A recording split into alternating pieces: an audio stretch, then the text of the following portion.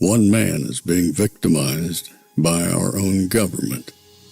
One man whom they fear, yet whom millions love. One man who is willing to take the poison arrows of lawfare. One man whose voice has been taken away by a corrupt judge operating in a corrupt system.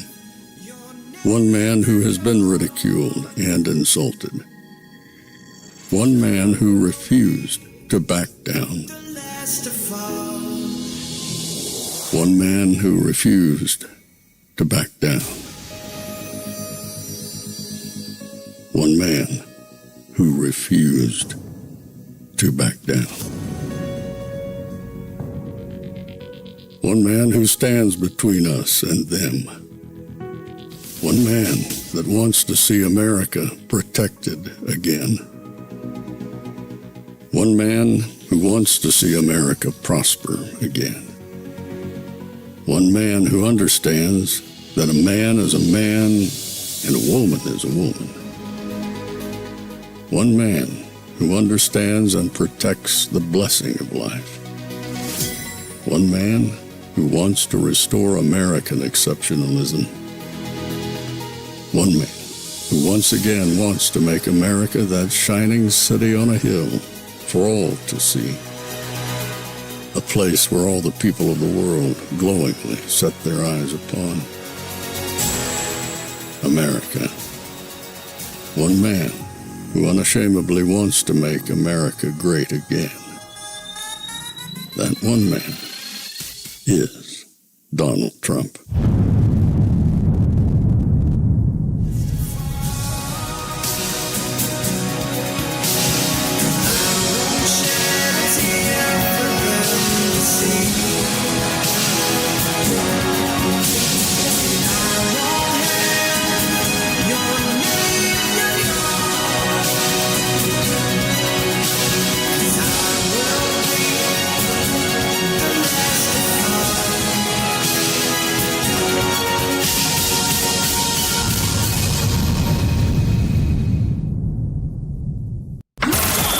This is Fanfare with Barry Cunningham. For far too long, Americans have been forced to put up with Democrat-run cities that set loose savage, bloodthirsty criminals to prey on innocent people, really very, very innocent people. In every place, they control radical left judges, politicians, and activists, and they've adopted a policy of catch and release for thugs and killers. In Charlotte, North Carolina, we saw the results of these policies when a 23-year-old woman who came here from Ukraine met her bloody end on a public train. And here's a picture of it. This is the picture of it.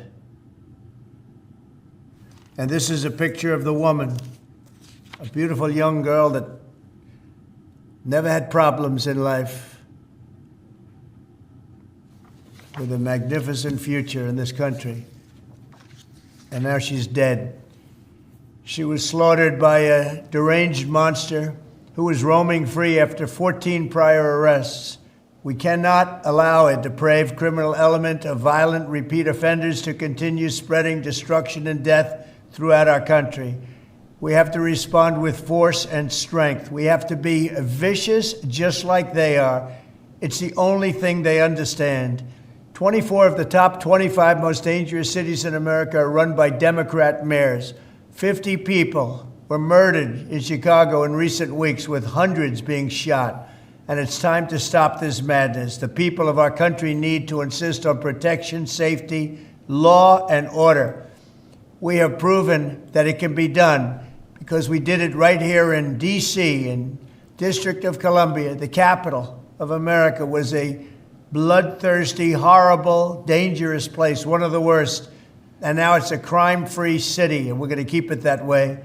It can be done. It can happen fast. All we want is, please, Mr. President, we need help. Chicago needs help. Other cities need help.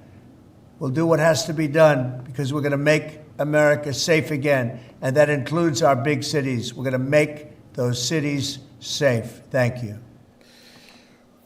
Your president came out this morning and that's what he had to say. I saw a statistic this morning, an unbelievable statistic, that the average murderer, not someone, crime of passion, a husband or wife, but your average murderer has been arrested 13 to 15 times. Just let that sink in. Somebody has been arrested 13 to 15 times on average, been released, and then has committed their first, hopefully their last, unalivement. It is now an epidemic of epic proportions. And what is so weird about all of this is that I never could have imagined in my life that we would be in a position in this country where we would even be debating safety, where there would be a point counterpoint on whether somebody should be solving and stopping crime. I don't know where we went off the rails. I don't know how we've gotten here, but it's never a conversation that I would have ever imagined that any of us would be having. It's like a non sequitur. What do you mean we're debating safety? We're putting asterisks on whether someone should or shouldn't be arrested if they do a crime. The Democrats have absolutely lost their mind. Obviously, some of them are communists, but do they realize if they were communists, how many of these people would already be rounded up and put in jail? It is at this point, you sit up and wake up and there's a comet coming, because none of us can ever say we thought this would be a day in the United States history where people would stand up and be going on television and debating whether or not we should enforce laws. This country's broken. Hopefully it's not broken irreparably, but it is really broken, where people can sit across the table from one another and debate whether something is or isn't a crime and whether somebody should or shouldn't be arrested and put away for that crime. They're actually debating whether or not people should go into communities and try to make them safer without talking to the people who live in those communities. The Beatles song Helter Skelter and everything else that was upside down, tipsy-turvy, it doesn't even apply to this because it's worse than that. It is spreading. It's a contagion. It's a virus where there are people actually glomming on to positions, calling you wrong for wanting people to be safe. And I am so proud. Today is one of those days where you sit up and you go, I am so proud of President Trump. He got out there from the Oval Office and said, look, you can't hide from this anymore. You can't call it racially motivated, except for the crime itself. You can't say that they're trying to it's a MAGA talking point. Look, it's right here. Now, more than likely, I'll probably have to go delete that part because the people here won't want people to see it. It's that bad that our news, by omission, is being fraudulent. They won't talk about it.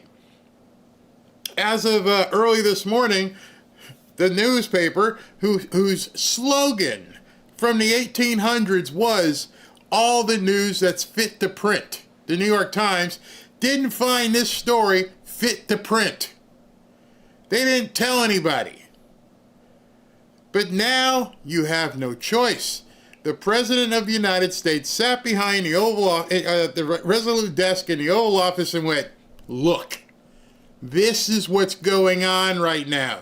Do you not want to fix this? And I would love to know who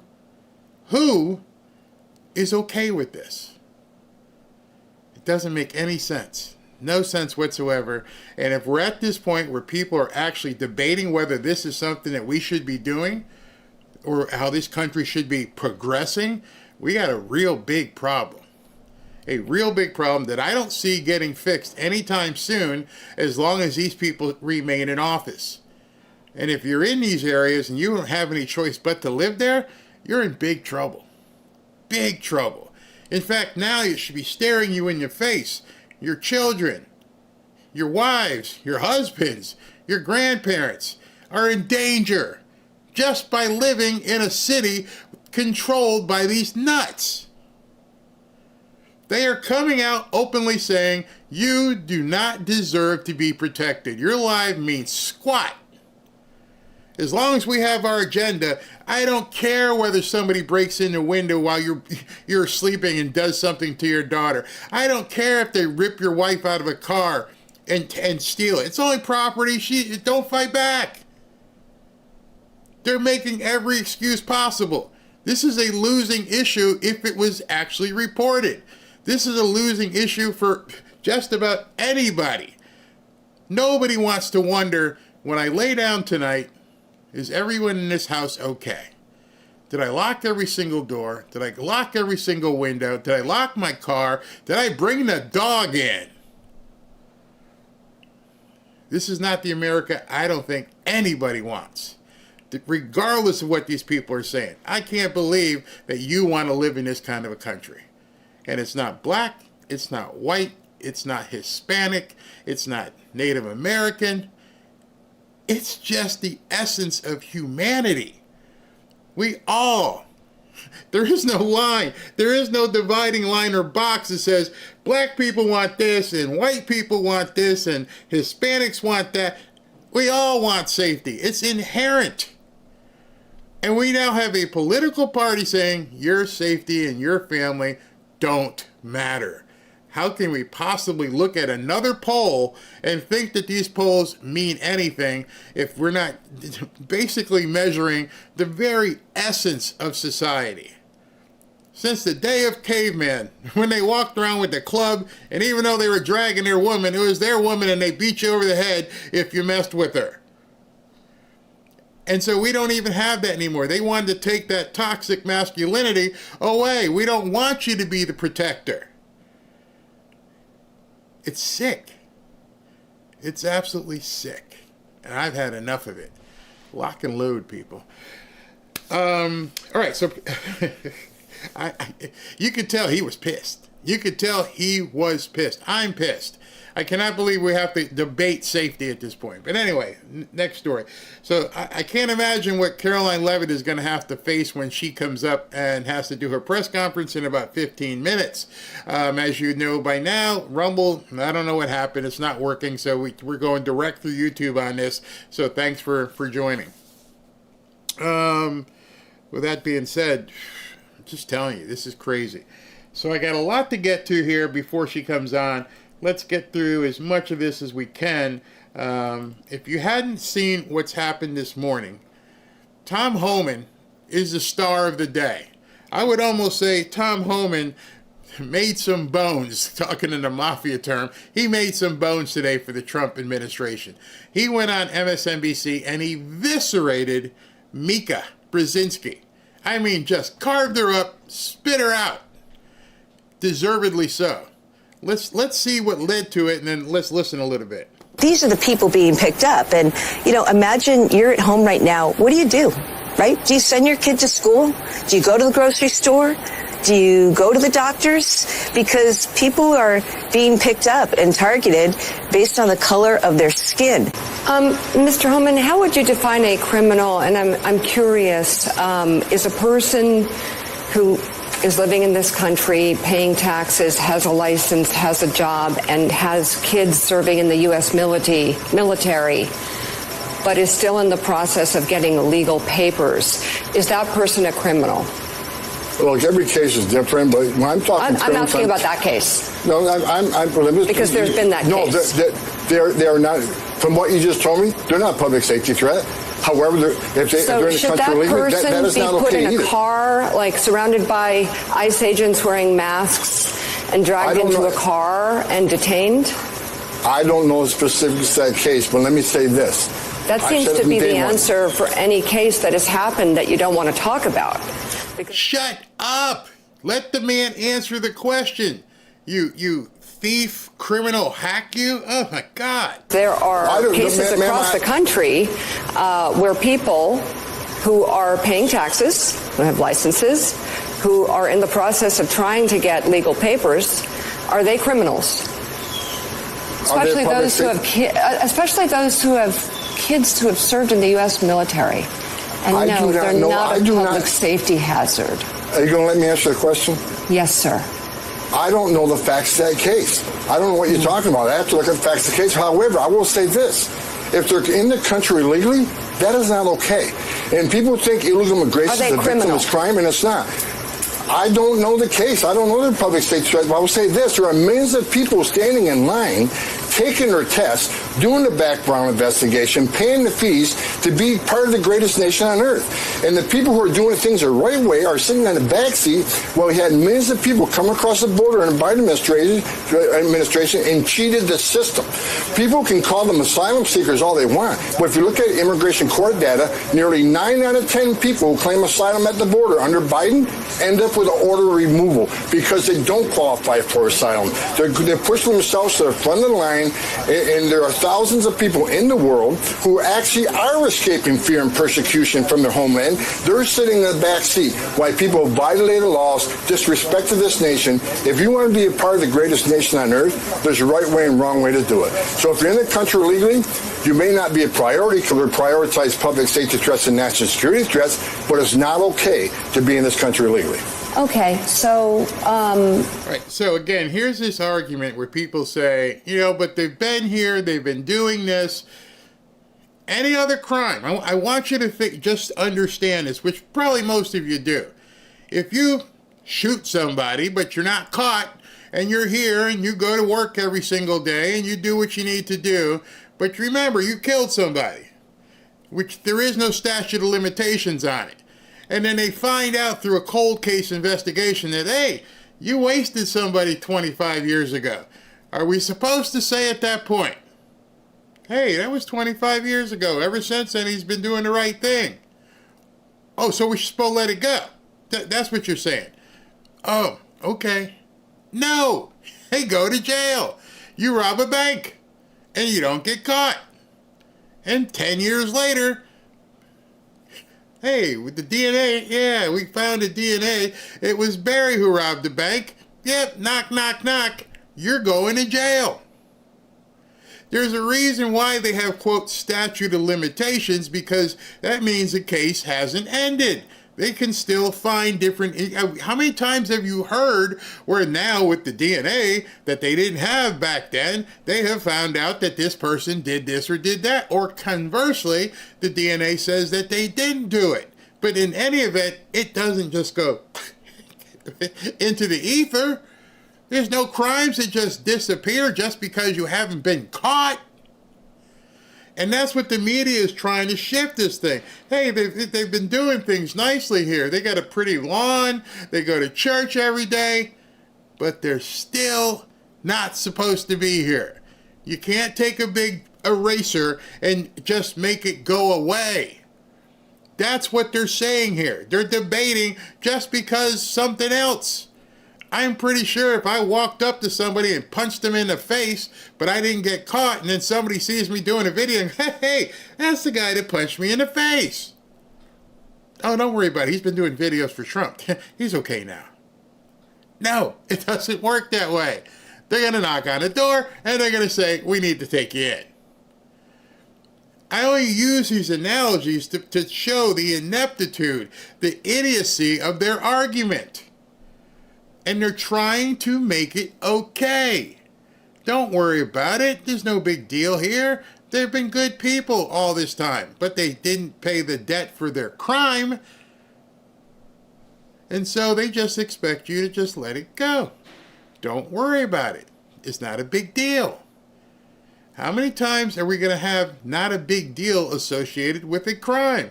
We just saw a beautiful woman get completely destroyed on a train just for being there by a guy who they're saying, hey, there's something wrong. Obviously, there's something wrong with him. You let him out of jail 14 times. Dogs can't bite people 14 times. We put them down. And I don't mean to use an offensive analogy, but there's a price you have to pay. And it's not just, oh, he's crazy, let him back out. I don't care if he was delusional. I don't care if he was schizophrenic. Go be schizophrenic someplace else. Go seek the help, not on the street. And you stay there until you're determined not to be schizophrenic anymore, if that's even true. But what Mika is doing right now in her best way, and she's trying to look all demure, you're full of crap. Laws were broken. Is it fair to say that if someone is in the process of trying to get their paperwork straight and they have kids who have served in the U.S. military and they're paying taxes and they have a license, is it fair to say that that person is not a threat to society and not a criminal? The kid didn't commit a crime. The taxes are a different crime if he doesn't pay it. She's trying to absolve the original sin. You're not supposed to be here. You know they say you can't do any good works to get into heaven? You're not going to do any good works to stay here. You got to leave and then come back through the front door. Now, understand at this point, Trump's been in office since January of 2025. We are now 8 months, almost 9 months in. You know what's coming. Every single person, I don't care how long they've been here, if you're within the sound of my voice, every single person now knows they're coming for you. Every single one of you, they're coming for you. You may have gotten complacent. You may have reached a certain point in your life. You don't look over your shoulder anymore. That's not going to cut it. At this point, unless you want to be dragged off, you might want to go out and then come back and ring the damn doorbell. Yeah, your family's still fine because, you know, if the kids were born here or if your wife was born here, but if the two of you came in and busted in the back door, doesn't matter how long you've been here, you got to fess up. It's time to meet justice. You can't just absolve yourself of it. There's no one who's going to give you a gavel and go, never mind. And that's what she's saying here. Do they have a criminal history? Have you seen the intelligence? Do you have I'm just asking, do you consider someone who is trying to get their papers now, struggling, and has kids who serve in the military, has a license and pay taxes, is that in your mind a criminal? Is that someone you want your ICE agents to take off the street? I just explained the real data that I see every day, that a mass 70% are criminals, public safety threats, and the rest are national security threats. People with final orders. I don't know who this case is. Do they have a final order? Have you seen the background investigation or the investigation that was built upon by the ICE agent, what's involved in that case? Things that you may not know. So unless I know the specifics of that case and I have the file in front of me, I can't make that determination if they're a threat. I would like to see that data that you're talking about, the 70%, the criminal history. I like to see the data. I don't give a shit if you want to see the data. Who are you? How about you go look at the data whether or not we had a corpse as president in the last 4 years? You want that data? Oh my gosh. How about you want to look at the data and find out that the Biden administration fudged 1 million jobs? You want that data? Did they give that to you? No. You're not entitled. You're a host on a failing network, and you're asking someone in the administration to prove to you as if your opinion matters. Who the hell does this woman think she is? I'd love some transparency as to why a lot of these people have been disappeared. You say you have data. We would love to see it. The American people should see this data. Why should the American people see this data? I am not entitled. We voted somebody in, and we voted under the premise that he was going to get rid of people who weren't supposed to be here. He's doing pretty good. Probably not enough for some people. Keep it going. Let the judges and the courts sort it out. I don't need to be involved in the decision, and neither do you. You want data? How about the data of this guy who just wasted this young woman and his 14 or 15 times that he's been let out? How about the data of all the crime that takes place in Chicago and how these mothers and fathers are losing their kids? How about that data? How about talking about the data of Americans? How about the data of people who can't afford to feed their kids because they can't get a job because they don't know anything? Our education department has not schooled people. How about that data? How about that half the more kids in Chicago can't friggin' read at their grade level? What about that data? Oh no, we need to find out about the newcomers. That's what's most important. This is a rhetoric again, right? You just disappeared. That is a ridiculous thing to say. Why? Because ICE is doing the same thing we've done for decades. But because of the last 4 years, ICE wasn't allowed to enforce the law. ICE was told to sit back, and you can't arrest an illegal alien for simply being here illegally. You got to wait till they commit a serious crime and get convicted of that crime. That's the Secretary of Mayorkas' instructions were, and that's why you saw there's so much crime in this country coming from the illegal alien population. So there's no law enforcement. But we're doing the same thing right now that we did when I started back in 1984. ICE agents are enforcing the laws enacted by Congress. They're appropriated funding to enforce these laws. If you don't like what ICE is doing, then go protest Congress. However, to say we disappeared people, no. We're arresting people that are in the country illegally and are a public safety threat. We know exactly who we're going to arrest when we go look for them. We have a case file in front of us. We have all those facts. This is not disappearing people. This is a planned, targeted enforcement operation that we're doing.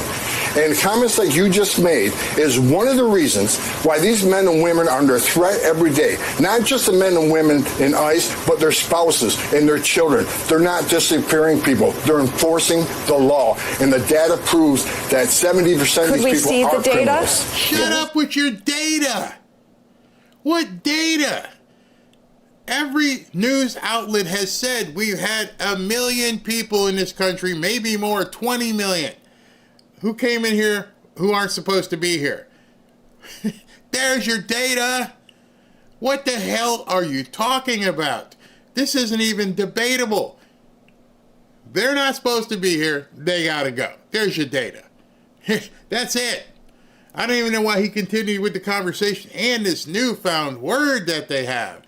The newfound word that every single person in every single city and town in the United States is suspect to: disappearing. Well, I'll tell you what, go throw a rock through a bank or something and you're going to get disappeared. You're going to be taken away somewhere. Eventually your family will find out. You'll make the phone call. But if you think I'm lying, go throw a brick through a window at a bank and see how quickly you disappear.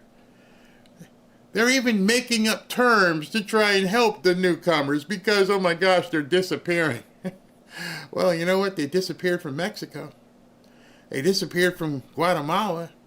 They disappeared from Venezuela. Nobody seemed to have any problem there, did they? But now you hear, oh, yeah, we got a problem. See that data? Absolutely. I have no problem sharing any data from it. I read it every morning. Well, can you share it with the rest of America? Yeah, we certainly would like to share that data, and local officials do as well. We also want to get your reaction to this. The Wall Street Journal editorial board reacted to the immigration raid at the Hyundai plant in Georgia that was carried out earlier this week. I'll just read a little bit of it now. All right, so what you're watching happen in real time is the so-called wrap-up smear. You have a television news network who's using the report of another skewed network as news to question somebody. Notice how they segued there. Hey, I've got this report by the Wall Street Journal. So, and this is what they said, and we want you to respond to it. Instead of asking him specifically, forget the report. Don't even mention the report. You're on television, Tom Homan sitting in front of you. Mr. Homan, we understand you did this raid in, Georgia. Is it true? Yes. Okay. Now you're talking to the exact person. Were 400 or 500 people taken? Yes. But now the wrap-up smear is they plant a story, and then the story becomes the basis for the smearing they're about to try. But it ain't gonna work. ICE operation in Georgia illustrates the America First contradiction of demanding foreign investment in the U.S. while shrinking the available workforce. Okay, that one sentence that he's using to now go after Tom Homan. The sweeping ICE operation in Georgia illustrates the America First contradiction of demanding foreign investment in U.S. while shrinking the available workforce. The illegal workforce, you morons! They always leave out the qualifier. That word could have been put right in there. You mean the shrinking the available newcomer workforce. Because if it was Americans you were worried about, you just increased the so-called availability. See how that works? If they're not supposed to be here and we pull them out, we just created 400 available jobs for Americans. And I saw this and I went, oh my gosh, that was so smooth. That was so smooth how they did that. And I'm like, well, people pick up on that. By taking these people out, you're shrinking the available workforce. No, we're not. We're increasing the available workforce, the American workforce. These people are so shielded. They are so worried about protecting newcomers, they can't even see, well, maybe they do see what they're saying. They have put them as a priority over Americans. It's awful. Force. Americans want the law enforced, but raiding legal workplaces isn't going after criminal gangs or murderers. The Georgia raid shows the Trump administration's priority is deporting every illegal migrant, no matter how long they have worked here.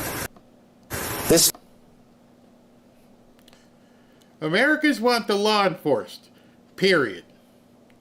That's where you could have stopped. Americans want laws enforced, period. You don't need the but. End of sentence.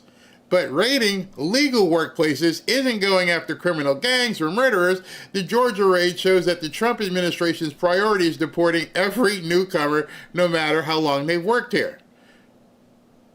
What's your point? What are you saying? Yeah, they gotta go. You could have left it at Americans want laws enforced.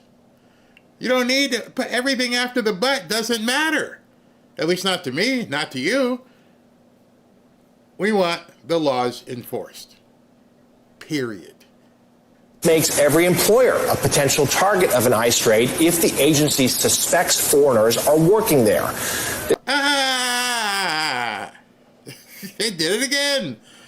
And I stopped these things so I want you to focus on how this brain MK Ultra propaganda is being spewed. If you don't catch it right where it's right in front of you because they'll change the screen, you don't realize how often they're doing it just to try and do everything to these people watching. This makes every employer a potential. No, it's not every employer. How about the employers who are employing newcomers? They don't say that. It should say this makes all the employers who happen to be employing newcomers illegally. Of an ICE raid if the agency suspects foreigners. No, there are lots of foreigners. There's people from Brazil, there's people from Italy, there's people from Spain, Jamaica, there's foreigners everywhere. We're talking about the ones who ain't supposed to be here. But they don't say that. Suspects foreigners. Nope. This is already a notable impact on U.S. labor market. That's your crime. That's the story. If you read that and said this is causing a problem with the U.S. labor market, then you have to understand what you're saying. You are saying that companies, for however long, have been relying on cheap newcomer labor and not paying Americans. That's what that says right there. It's already having a notable impact. Why? Why? Mr. Wall Street Journal or Washington Post, why is it that it's having a notable effect on the U.S. labor market? As far as I'm concerned, it's not the U.S. labor market that it's having an impact on. if you had done it right to begin with, you'd still have employees. But that's not the story they're trying to portray. This is already having a notable impact on the U.S. labor market, as recent monthly jobs reports suggest.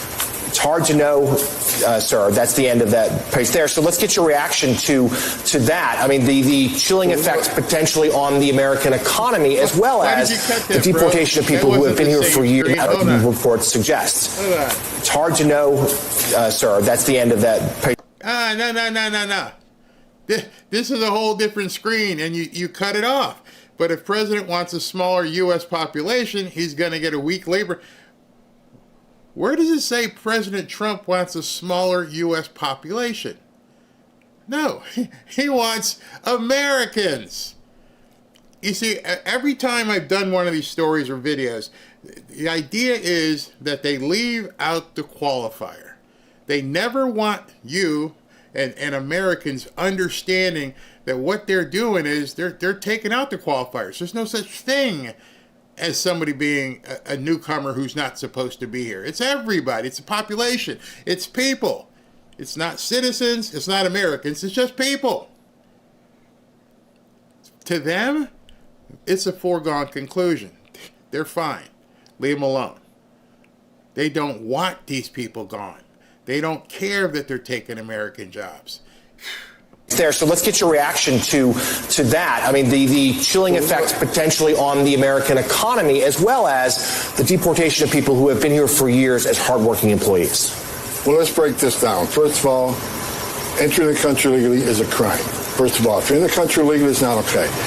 Knowingly hiring an illegal alien is also a crime. And I said from day one, we're going to do worksite enforcement operations. Let me give you just one example why this is important. And this is a true example. I put a new roof in my house a few years ago. I had to call 5 different companies until I got a company that guaranteed me a legal workforce. And one of the people that showed up was a father and son who at one time employed 20 U.S. citizens in their company. But they couldn't win a bid to replace a roof because they couldn't compare themselves to a company that hired illegal aliens, gave them $5 to get on the roof, where he's paying U.S. citizens $20 to get on the roof. So he lays off 20 U.S. citizen employees because he couldn't compete with illegal alien workforce. That happens every day across this country 1,000 times. So hiring an illegal alien, first of all, no one hires an illegal alien out of the goodness of their heart. They hire because they work them harder, pay them less, and undercut the competition who has U.S. citizen employees. They'll also drive down wages. Just an example I told you, drives down wages overall. So enforcing... So there's some data right there for you. But that's not the data that's going to be sufficient for them. I tell you, we're in a bad way. They don't want these people gone. Somebody asked me, why are you calling newcomers It's Too Nice? Because here, a lot of what we can say here is governed by the platform that we're on. So that's why we use those words. All right, so I'm looking to see if she's coming out yet. She's not come out yet. I'm talking about Karoline. So let's continue. One of the reasons people come to this country illegally is to get a job, and that's an enticement and that's a magnet. And I'm telling you, thousands under Joe Biden in 4 years, 4,000 aliens died making that journey. Historic. There's some data. How about that data? Nope, no, don't care about that. No, okay. People put illegal immigration is not a victimless crime. We nation laws. We got to follow those laws. Mr. Holman, I appreciate what you're saying. I think you did answer my question. I mean, you said that if someone is here illegally, they're a criminal. So I just want to know, what is the data you have beyond that? For example, I was giving you an example. If somebody's here and they're not supposed to be here, they're a criminal. What's the data? I don't know. USC chapter 4, 5. What data are you looking for? It's an actual code, a statute. I don't understand. Go look it up. She's making no sense. What data? Example of a parent of someone who served in this country, if that person is trying so hard to get their papers straight, especially now, because you're in charge and Trump is in charge and they're going to clean up the border and make this country safe and make sure that people are legal who are here in the United States. I understand that. Donald Trump won the election, in part because of this part of his campaign. I'm not arguing it. I just want to know what ICE agents out in the field right now, what they consider to be a criminal. Is that someone who has committed a crime like robbed a store? No, the crime is they're not supposed to be here. Mika, let me shake your flicking head. What part don't you understand? Here's the part that, you break it down in an analogy you understand here. I go in and I rob a bank.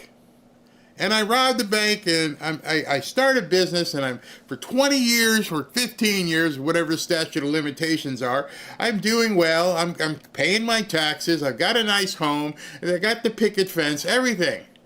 And I say one day I wake up, and I go, you know what? I'm going to bring the money back. What do you mean? I'm just going to put it back in a satchel. The 50 grand I stole from the bank, I'm just going to bring that 50, now that we got it, and we're going to bring that 50 grand back to the bank. Here you go, thanks. I'm sorry I did it. Do you think that person who returns the money to the bank that they stole from is now absolved from the theft? And I would sit there and play the Jeopardy music. Din, din, din. Pretty simple question, Mika. I broke in, I stole the money from the bank, in about 10, 15 years, I brought and gave it back. Am I still guilty of robbing the bank or not? It's a very simple question, not a trick question, no trick door. Very simple. And that's the part that they won't answer. Oh, they're a nice person, they're a pillar of the community. So did it dissolve? Did it evaporate? About Narcisco Barranco, the father of 3 Marines who was cutting bushes at an IHOP before they took him off the street. I want to know. I want to know the data that you say you have about 70% of these people. Show it to us. You send me the specifics of that case, and I'll run down what the specifics of that case are. You may not know all the facts around that case. I may not. I certainly don't. That's why I'm asking you. Well, let me tell you, look.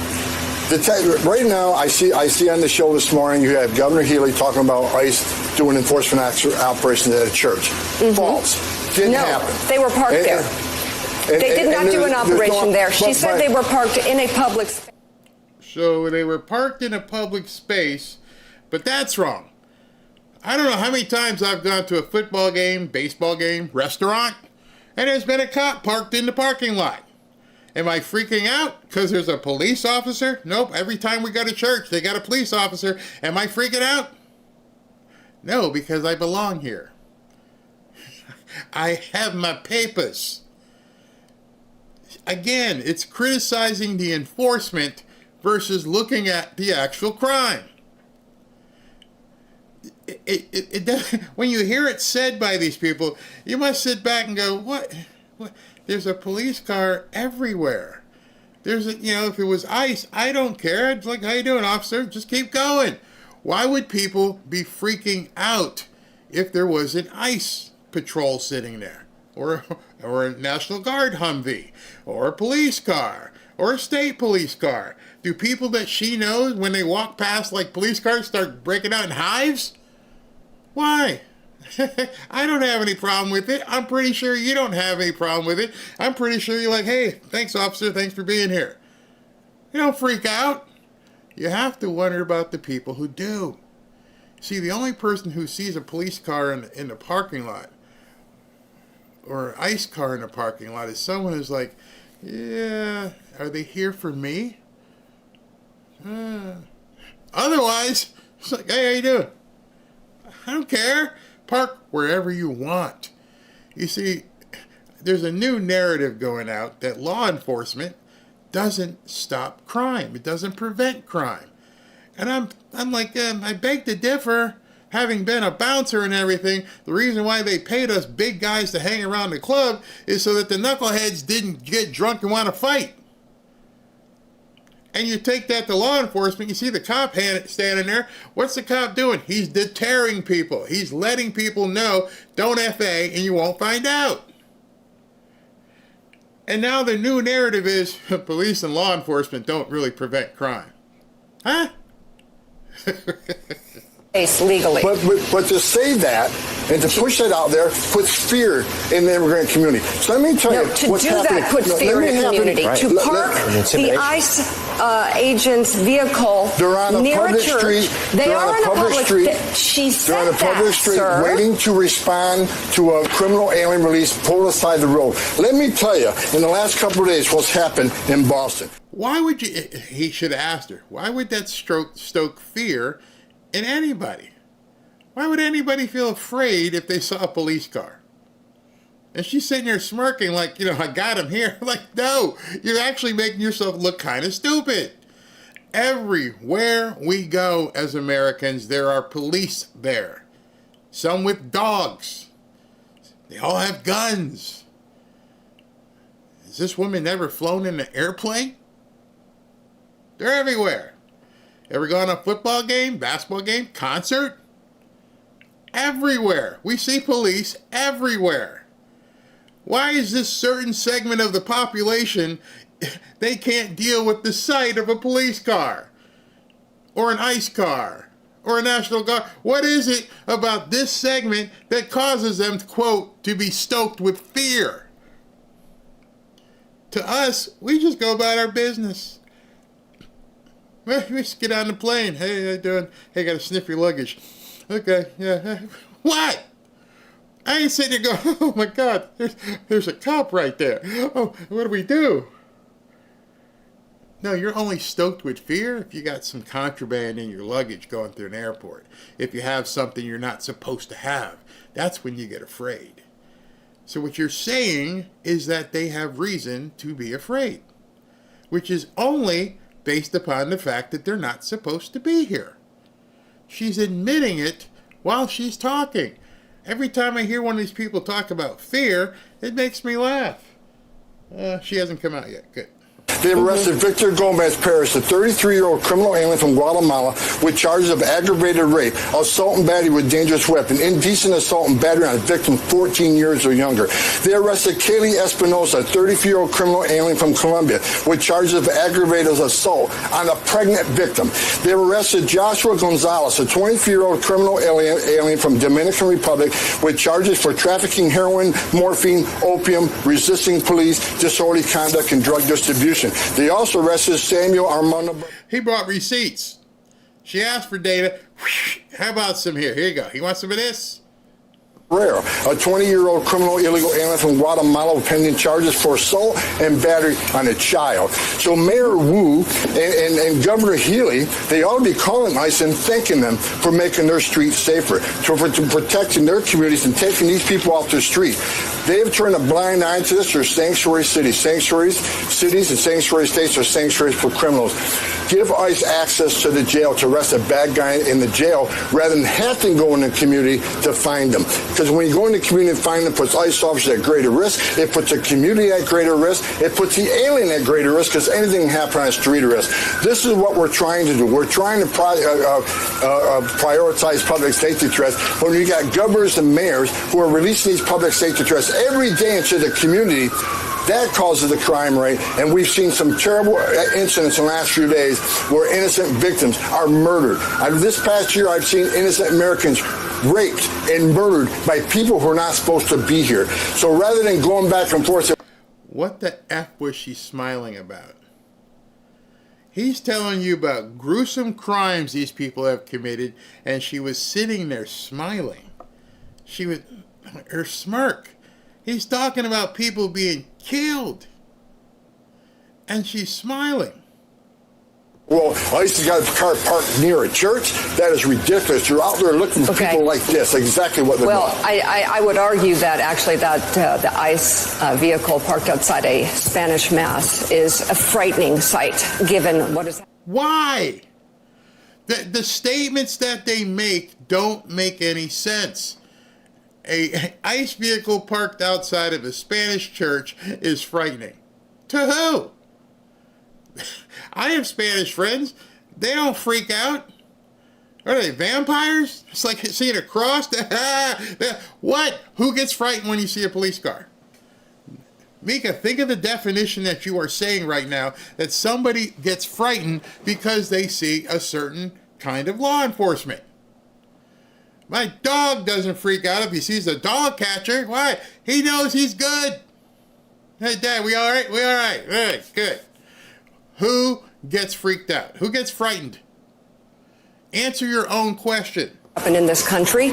I also, with respect, sir, thank you for the information that you have shared on this show, but we would appreciate all of the information, all of it, all of the data that you say you have. Well, I suggest that you leave your shitty show and go sign up to work in ICE. Then you'll see data. Otherwise, you can kiss his behind. Who are you? I appreciate the data. All of it. Everything. Every bit. Why? Because I am Mika Brzezinski.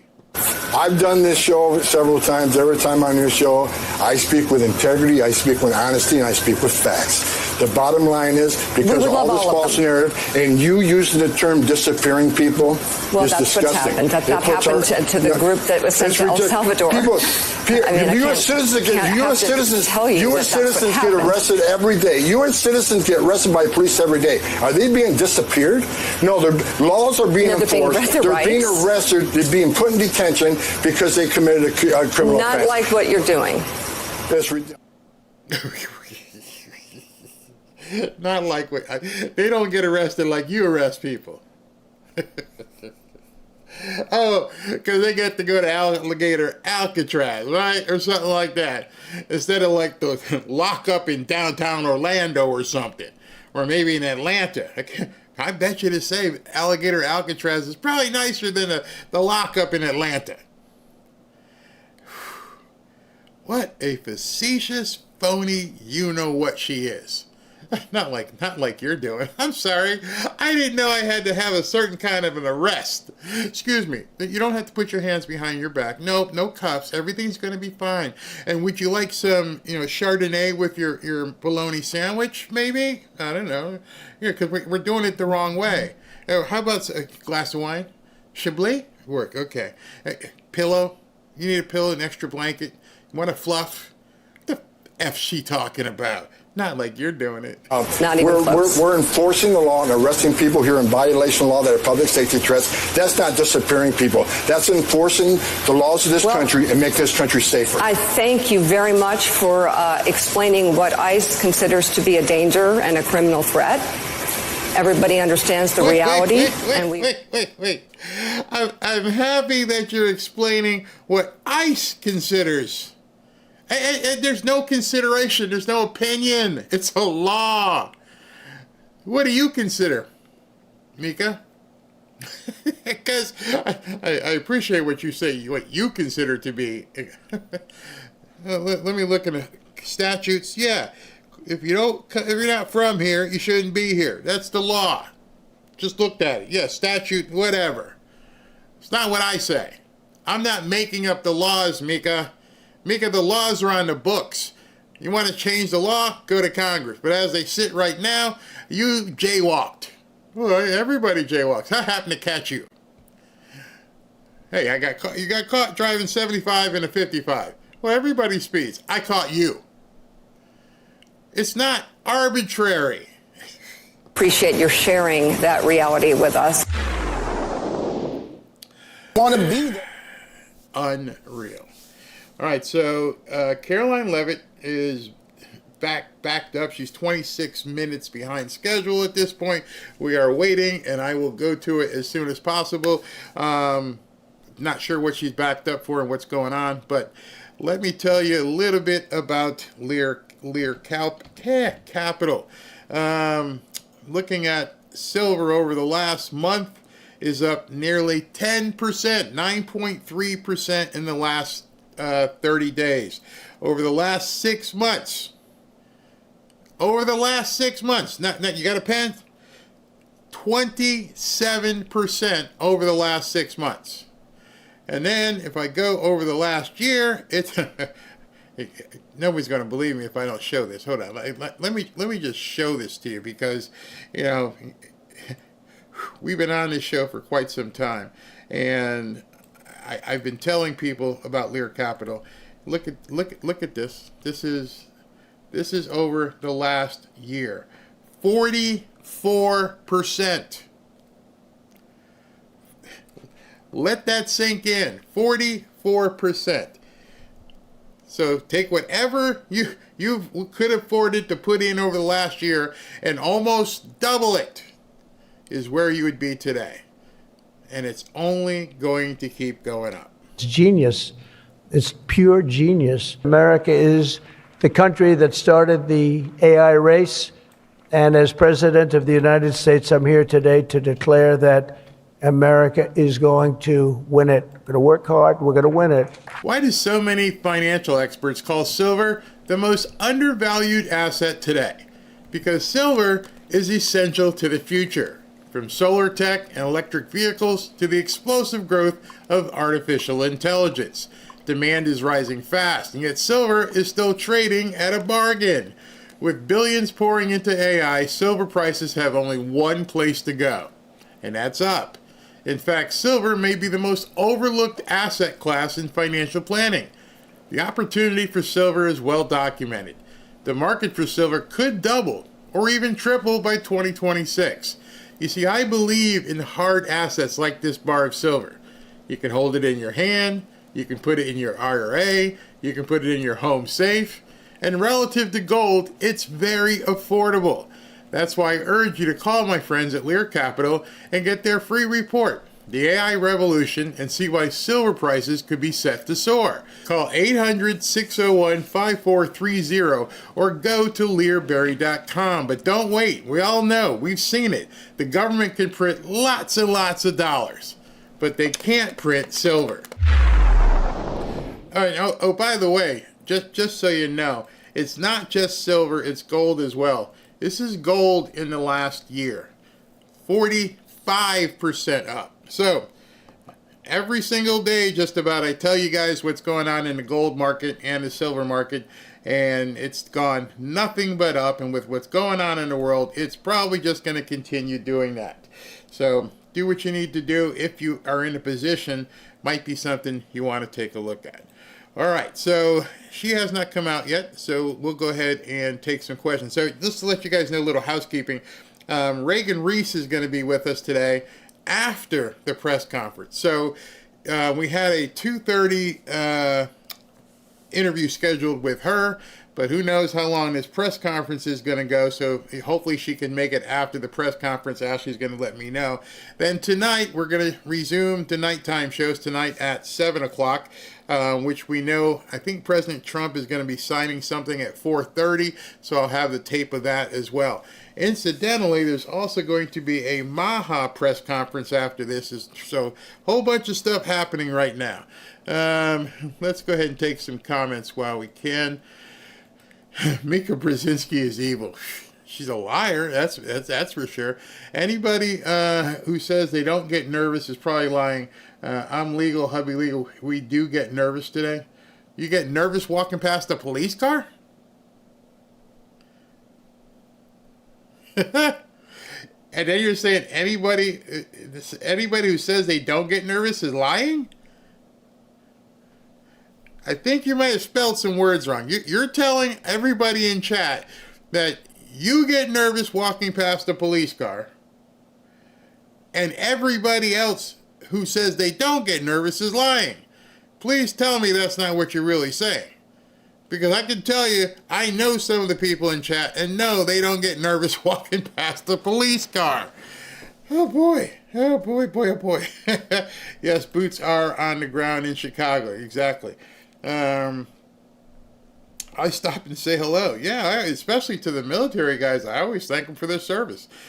My dad haven't been in the military. I know SB asking the same thing. Are you sure about that? I wish I had the gift for that. Are you sure about that? Okay, they got the lights coming out on the screen, so something tells me she should be walking out momentarily. And here she comes. Okay, let's go. I apologize for my tardiness today. Thanks for being here. Another packed room. It's good to see. We'll begin with a scheduling update today. President Trump will commemorate the 24th anniversary of 9/11 on Thursday, with a visit to the Pentagon Memorial in the morning, followed by an appearance at the New York Yankees game at Yankee Stadium in the Bronx on Thursday evening. Next week, as you all know, the President and the First Lady will depart for their historic state visit to the United Kingdom on Tuesday, and they return to Washington on Thursday. Today, I would like to address the tragedy that has not received nearly enough media attention, the brutal murder of Irina Zarutska. Here are the facts that many outlets have shamefully and intentionally failed to report until President Trump drew attention to it. On August 22nd, Irina Zarutska was stabbed to death on the rail system in Charlotte, North Carolina, by a savage career criminal. This is a public transportation system that many in the area use every single day to go to school and work. Irina was on the train that night traveling home from her job at a pizzeria, still in uniform from her shift. This beautiful, innocent 23-year-old young woman was a Ukrainian refugee who had recently fled her country for a chance at a safer life and a promising new beginning here in the United States of America. But tragically, a public transportation system in a major American city was more dangerous than the active war zone that she left. The President and the entire White House are praying for her family and friends during this unimaginably difficult time. But while we extend our thoughts and prayers, we must also seek justice for this crime and call attention to this heinous incident. Surveillance video of the killing was finally released to the public this past Friday. It shows the alleged killer, DeCarlos Brown Jr., pull out a knife, get up from his seat behind Irina, and prepare to thrust a blade into her neck before the released footage gets cut. This is pure evil on full display. The most enraging and unacceptable part of this story is that her death was entirely preventable. DeCarlos Brown never should have been on that train that night. In fact, he should have been behind bars. DeCarlos Brown has been charged with crimes no fewer than 14 times, dating back to 2011, including for armed robbery, felony larceny, breaking and entering, and shoplifting.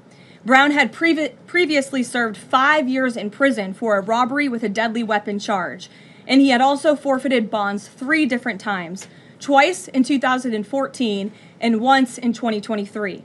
Despite all of this past documented criminal history, when Brown was arrested yet again in January of this past year, a Democrat judge, who I will add was a strong supporter of former Vice President Kamala Harris, released this insane criminal once again without requiring him to pay any bail.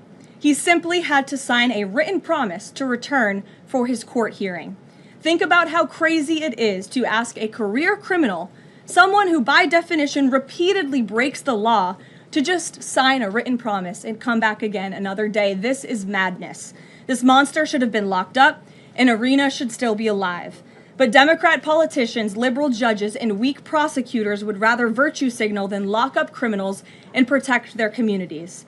And perhaps most shamefully of all, the majority of the media, many outlets in this room, decided that her murder was not worth reporting on originally because it does not fit a preferred narrative. Many of the journalists in this room spilled plenty of ink trying to smear Daniel Penny for defending a subway car from a deranged lunatic in New York City, but none of those same reporters lift a finger to write stories about an actual murderer. Here's the truth that every American must know. Too many innocent people across the country continue to pay the price of the failed experiment known as cashless bail that has been championed by the Democrat Party for years. All the way back in 2020, North Carolina's then Democrat Governor Roy Cooper established a so-called task force for racial equity and criminal justice. Sounds nice, but it's not. That task force was co-authored by then Attorney General and current Democrat Governor Josh Stein. It recommended, quote, reimagining public safety to, quote, promote diversion and other alternatives to arrest. It also advised to de-emphasize some felony crimes, prioritize, quote, restorative justice, and eliminate cash bail. Democrats in North Carolina and nationwide are consumed with pushing a woke, soft-on-crime agenda, no matter how many innocent Americans suffer as a result. Instead of aggressively prosecuting and locking up violent criminals, the Democrat-backed cashless bail approach lets these criminals roam free in our country to offend again and again. These reckless policies have turned too many many of American cities into hunting grounds for career criminals who mock our justice system, drain law enforcement resources, and wreak havoc on law-abiding citizens. Enough is enough, and that is why President Trump is doing everything in his power by taking action to undo these absurd policies. The president recently signed a powerful executive order directing the AG to submit a list of states and local jurisdictions with cashless bail policies, so that the Trump administration may identify federal funds that are being provided to these states and can potentially be suspended or terminated. President Trump firmly believes that to maintain order in public safety, we must incarcerate individuals whose pending criminal charges or criminal history demonstrate a clear, ongoing risk to civil society. This is a common sense and sensible approach that the vast majority of Americans agree with, and it's time for the Democrat Party to get on board with what is right. When these criminals are caught, they must be prosecuted to the fullest extent of the law and be sent to prison, where they can no longer terrorize our streets. This is the mandate the American people delivered to President Trump, and it's a mandate he intends to fulfill. Staying on the topic of public safety, new preliminary data released today by Customs and Border Protection in August shows that President Trump has delivered the most secure border in American history. For the fourth straight month, 0 illegal aliens were released into the United States by CBP. Nationwide encounters are down 93% below the peak of the Biden administration. Border Patrol apprehensions on the southwest border in the entire month of August were less than what was apprehended in 4 days in August 2024 under the Biden administration. President Trump has ended disastrous Biden illegal alien invasion, and he sealed our border in record time, keeping this central promise he made to the American public. With that, I will take your questions. Here in our new media seat today, we have Michael Schellenberger, who is the founder of Public News with nearly 2 million readers and subscribers. Michael, thank you for being here today. Thank you. And why don't you kick us off? Sure. Thank you for making space for new media. Nice to meet all of you. It's great to be here. I want to see if you could give some insight into whether the president is considering additional measures against Europe and Brazil, not just for censorship, but also for preventing political candidates from actually competing in elections. We've now seen in Romania, France, and now Germany with Joachim Paul, efforts to basically just prevent candidates from being able to compete in elections. The president has shown some concern around President Bolsonaro, who's being prevented from running. All of this is coming in the context of increased censorship of online platforms, of American platforms, and efforts to censor Americans. I'm personally being investigated under criminal investigation with my Brazilian colleagues for publishing the Twitter Files Brazil. We're very grateful that the president has imposed Magnitsky sanctions on the judge. Is the president considering additional actions, given that it appears that they're going to end up with a conviction against President Bolsonaro, preventing him from running?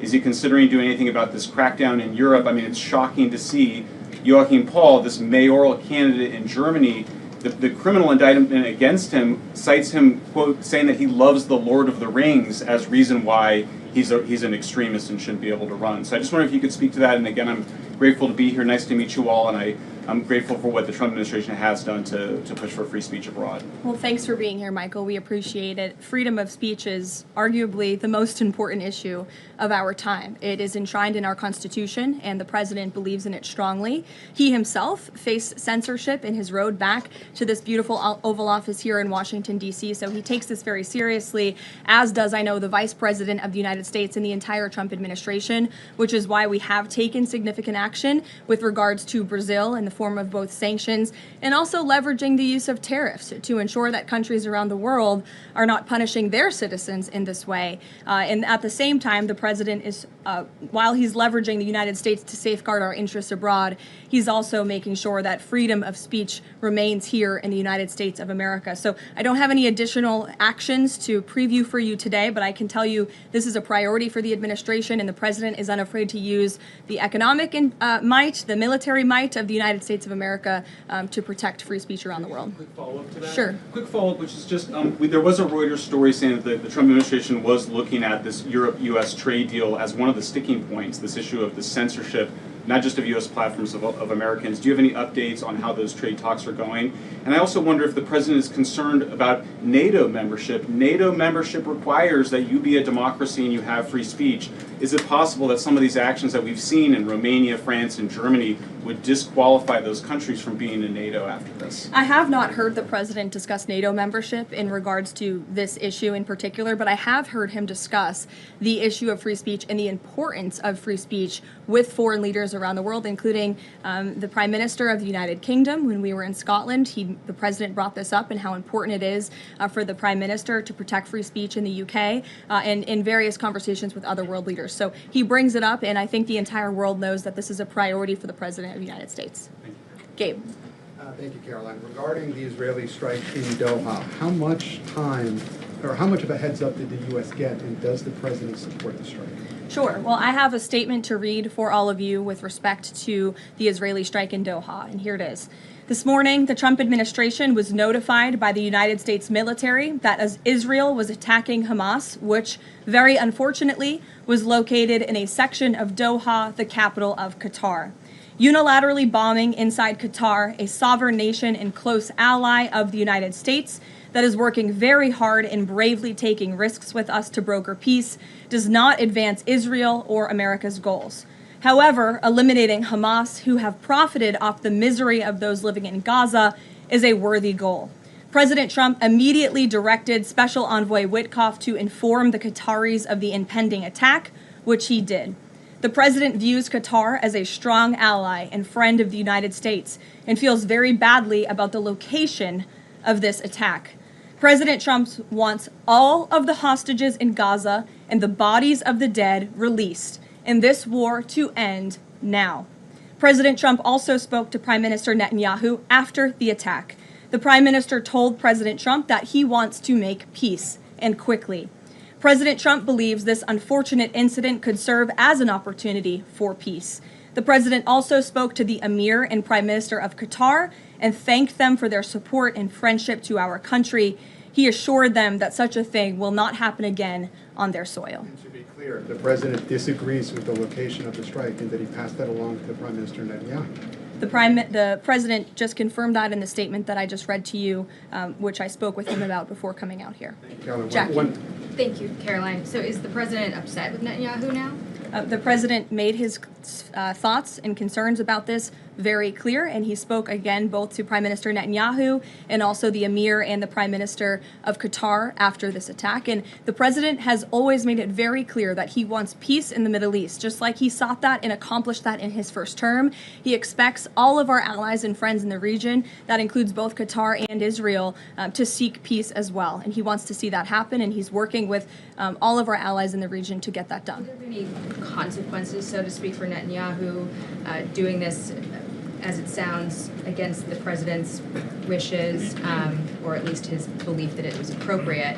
Is there going to be any directive from the president to Netanyahu in terms of what's allowed in the future? And also, is there any concern this could jeopardize the Abraham Accords?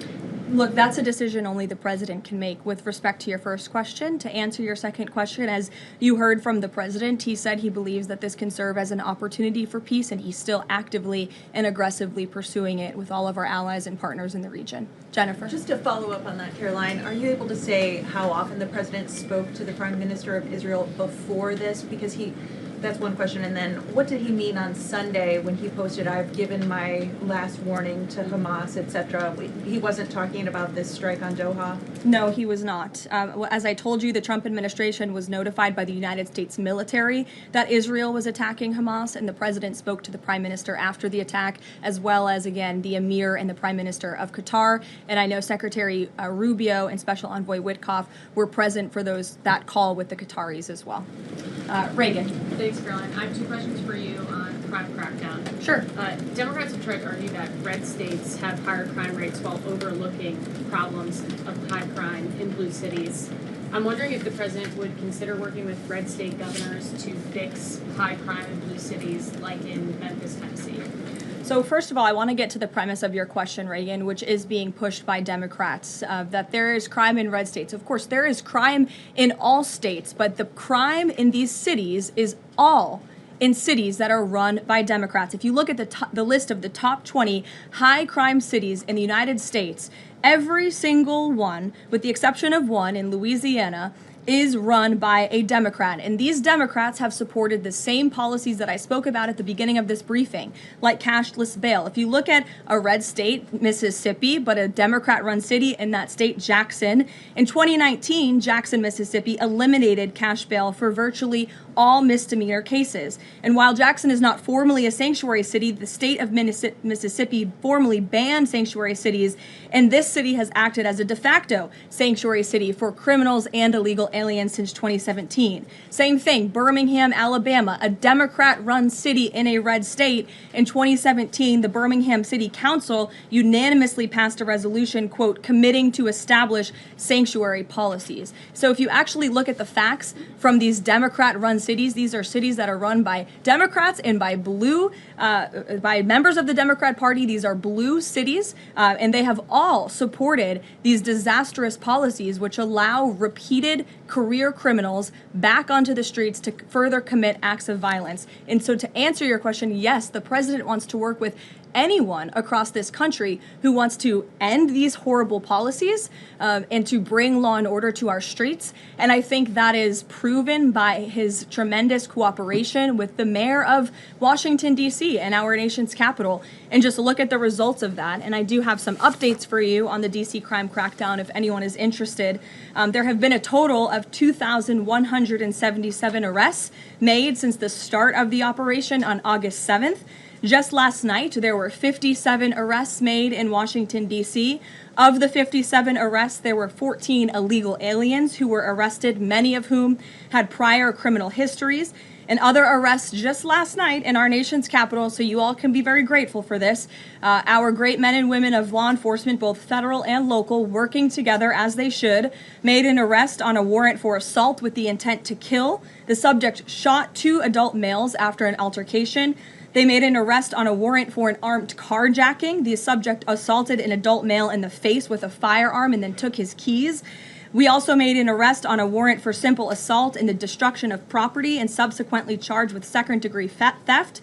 Last night in D.C., there was an arrest for possession of a controlled substance with second-degree theft. There was an arrest for possession of a controlled substance with the intent to distribute that subject. The person is also a subject of interest in a homicide and a carjacking.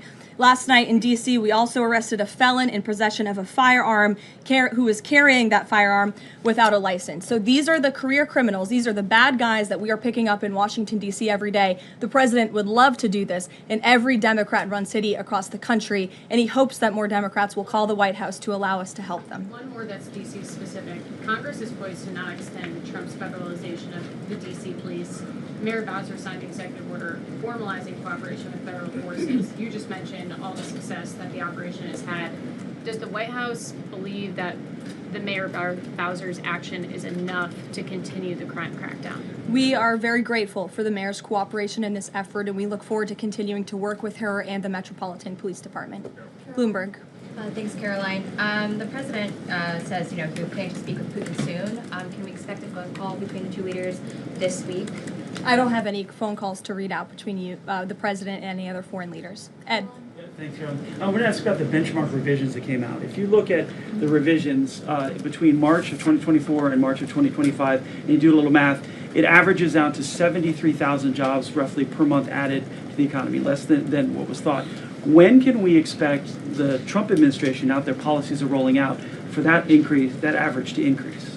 Well, let me just say something about the revisions that came out this morning. And this was one of the biggest revisions in absolute terms in decades. In the benchmark year, March 2024 to 2025, shows that the job growth was vastly weaker during the Biden administration than ever previously reported. Between this revision and last year's, job growth was actually overstated by approximately 2 million jobs. And the Biden administration stood up here and vouched for that data and told you that data was real. And when President Trump calls into question the veracity of that data, like he did before he took the oath of office and even now as president of the United States, States, he was ridiculed for that. And turns out this revision proves two things. Number one, the president was right. And this is why we need new leadership at the Fed. And this makes it very clear that President Trump inherited a much worse economy by the Biden administration than ever reported. And it also proves that the Federal Reserve is holding our monetary policy far too restrictive. Interest rates are too high. The Fed needs to cut the rates because of the mess that we inherited from the Biden administration. Time frame. The president has said a year. Secretary Besson said maybe the fourth quarter. When can we expect these numbers to increase? Well, first, we need accurate numbers. We need truthful and honest data, which is why the president took the monumental step to try and appoint and confirm new leadership at the BLS so we can have data that we can actually rely on. And that's what the president is doing, and we hope that his nominee will soon be confirmed. Charlie. You addressed the crime of Irina Zarutska, and the president has done a lot to deliver justice for victims of crimes like that horrific stabbing. And the Epstein files are back in the news because a lot of Americans feel that that Jeffrey Epstein's victims never got justice. Does the president care about these victims? Do you think he can does he want to deliver more justice for them, and is he willing to meet with them? The president cares about victims of all crimes, and that's why Republicans in the Trump Department of Justice have done more in terms of transparency when it comes to the Epstein case than any prior administration. And why are the Democrats all of a sudden caring about this? It's because they are desperately trying to concoct a hoax to smear the president of the United States. We have seen this time and time again. Ro Khanna and all of these other Democrats, they could have cared about those victims 4 years ago when Joe Biden was in office. They could have pushed for transparency then. Unfortunately, the Democrats are using victims as political pawns to try to smear and to push a hoax against the president of the United States. And I will get you numbers on the amount of child predators that this administration and this FBI and this Department of Justice have locked up under President Trump's leadership. We have done more than any president to protect victims of crime, especially disgusting, heinous sexual crimes. And that includes the deportation of illegal aliens who are perpetrating these crimes against innocent victims in our country right now today. And that remains a top priority for this administration. Does the president, will he meet with the victims? On the Doha strikes, did the president speak with Netanyahu before they were carried out? Did he urge him to not go through with it, or did they only speak afterwards? Again, I read you a statement. The Trump administration was notified by the United States military that Israel was attacking Hamas. The president directed his special envoy Witkoff to immediately call the Qataris. And after the attack, he spoke to Prime Minister Netanyahu. Behind you. Thank you. Go ahead. About the Epstein case, would the White House support a professional handwriting expert review of the document released yesterday to prove that it's not the president's signature? Sure, we would support that. And in fact, I have already seen many forensic analysts of signatures coming out. I believe it was the Daily Signal that published a piece with 3 separate signature analysts who said that this absolutely was not the president's authentic signature. And we have maintained that position all along. The president did not write this letter. He did not sign this letter. And that's why the president's external legal team is aggressively pursuing litigation against the Wall Street Journal, and they will continue to. Christian. Thanks, Caroline. Following up on Ed, now that we have these revised jobs numbers, is the president concerned at all that price spikes, stemming from his tariffs through the end of the year, might actually be driving the country towards a depression or a recession? What I'm asking is he committed to these policies now that we know how faulty the jobs data was? The president is committed to his policies because his policies are working, Christian. And there have been a lot of people fear-mongering about inflation in this room, but it just has not come to fruition. On a monthly basis, CPI inflation has now come in at or below the market's expectation for 6 consecutive months, every month that President Trump has been in office. Overall, inflation has run at a 1.9% average pace in the president's first 6 months in office. I would have told all of you that in January, you would not have believed me, but those are the facts and those are the numbers. And we also see many other positive signs in economic indicators like real GDP. In the second quarter, it was revised up to 3.3%. That beat the market's expectation. We know there's a capital spending boom right now, which we know is one of the greatest economic indicators of job growth. We know wages are increasing at a far faster pace than they were under the previous administration. We see productivity in the second quarter was also revised up up to a strong 3.3%. And total industrial production, factory output also surged. All of this means the economy is moving, people are working, people are spending money. You look at consumer spending, that is also ticking up and in the right direction. And in a large part, it's because of the incredible work the president has done in terms of energy and unlocking our energy dominance in this country. Again, these jobs, the numbers from the BLS today prove that the economy was an absolute mess, and we are working every single day to fix it, and all of those indicators I just read for you are positive sign of what is to come. Just one more quickly on sure, trade. Danny. Just wanted to get a bit of clarity on the sequence of events for the Doha attack and the notification. You said that the U.S. military notified, if I got it right, the Trump administration was notified by the U.S. military. That's right.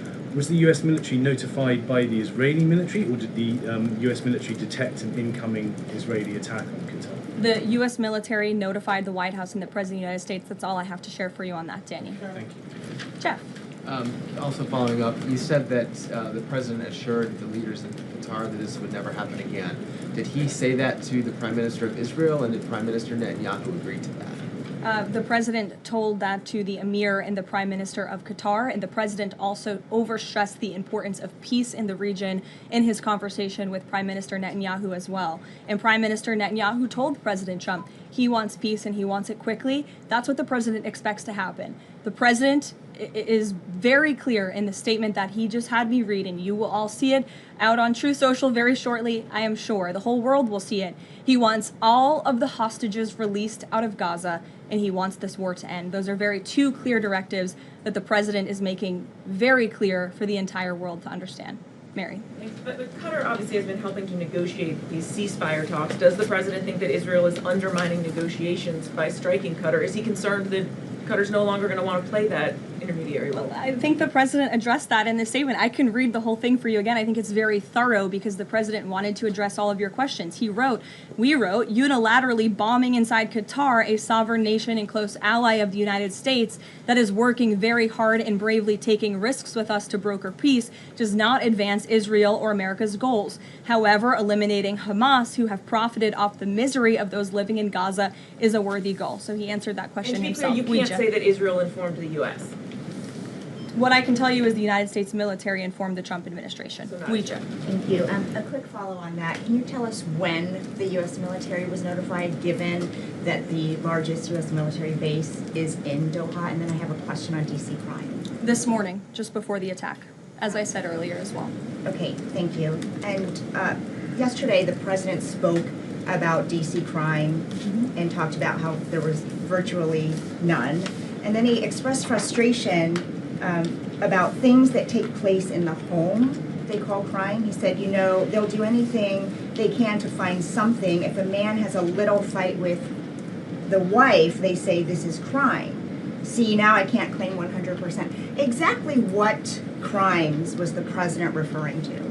He wasn't referring to crimes. That's exactly the point he was making, Ouija. What the president is saying is that these crimes will be made up and reported as a crime to undermine the great work that the federal task force is doing to reduce crime in Washington, D.C. And I think the president has every reason to believe that, given the efforts of many reporters in this room who actively seek to undermine the president and what he's doing in our nation's capital. We all know that deep inside you all agree with this because you all live here, and I'm sure you are very grateful for the administration's efforts to make the city, which we all reside in, much safer for ourselves and our families. Michael. Thank you, Caroline. Florida Congressman Randy Fine is calling for judges to face consequences if the violent repeat offenders they release go on to commit new crimes. Is that something the president supports? It's not something I've heard the president discuss. You can ask him yourself next time you have the opportunity to. How's that? Caroline, one more question. On Thursday, President Trump will head to the Pentagon and also to New York City in honor of the 24th anniversary of 9/11. Has the president expressed any interest on creating or having congressmen create a new 9/11 commission to answer some of the ongoing questions many Americans have about that day? I, again, have not heard the president discuss that. You're welcome to ask him yourself, but I do know he very much looks forward to going to both the Pentagon and the Yankees game in New York City on Thursday to commemorate the 24th anniversary. As you know, the president is a New Yorker at heart. He loves the city very much. It is his home, and you'll hear more about that on Thursday when the president speaks on this himself. Kelly.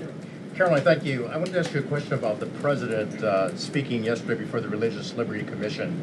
As you know, he's created the White House Faith Office, the Task Force on Anti-Christian Bias, and yesterday he talked about the importance of the Bible in America and the importance of prayer in America. Some people have criticized him for that in stating that he's espousing Christian nationalism. Yet the president has called on the American people to band together in praying for this nation for people of all faiths. How important is that to the Trump administration, and are there guidelines for implementing that?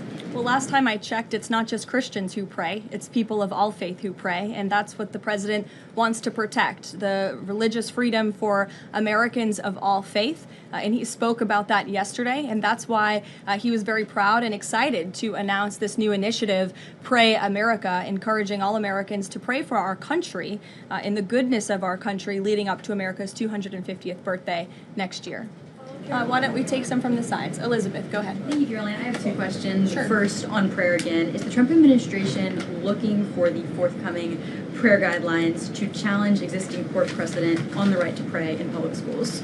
Well, the president spoke about that yesterday, and some of the changes we are making to ensure that the religious liberties of America's students and our youth are respected in public schools. In fact, he had a young student and invited him on stage to share his story about how when this young boy spoke about biological and biblical truth in his classroom, he faced consequences for that, and how Americans of faith should not be facing consequences for expressing their religious freedom and their religious views. Not in any public school in America should that be happening. You heard the president talk about that yesterday.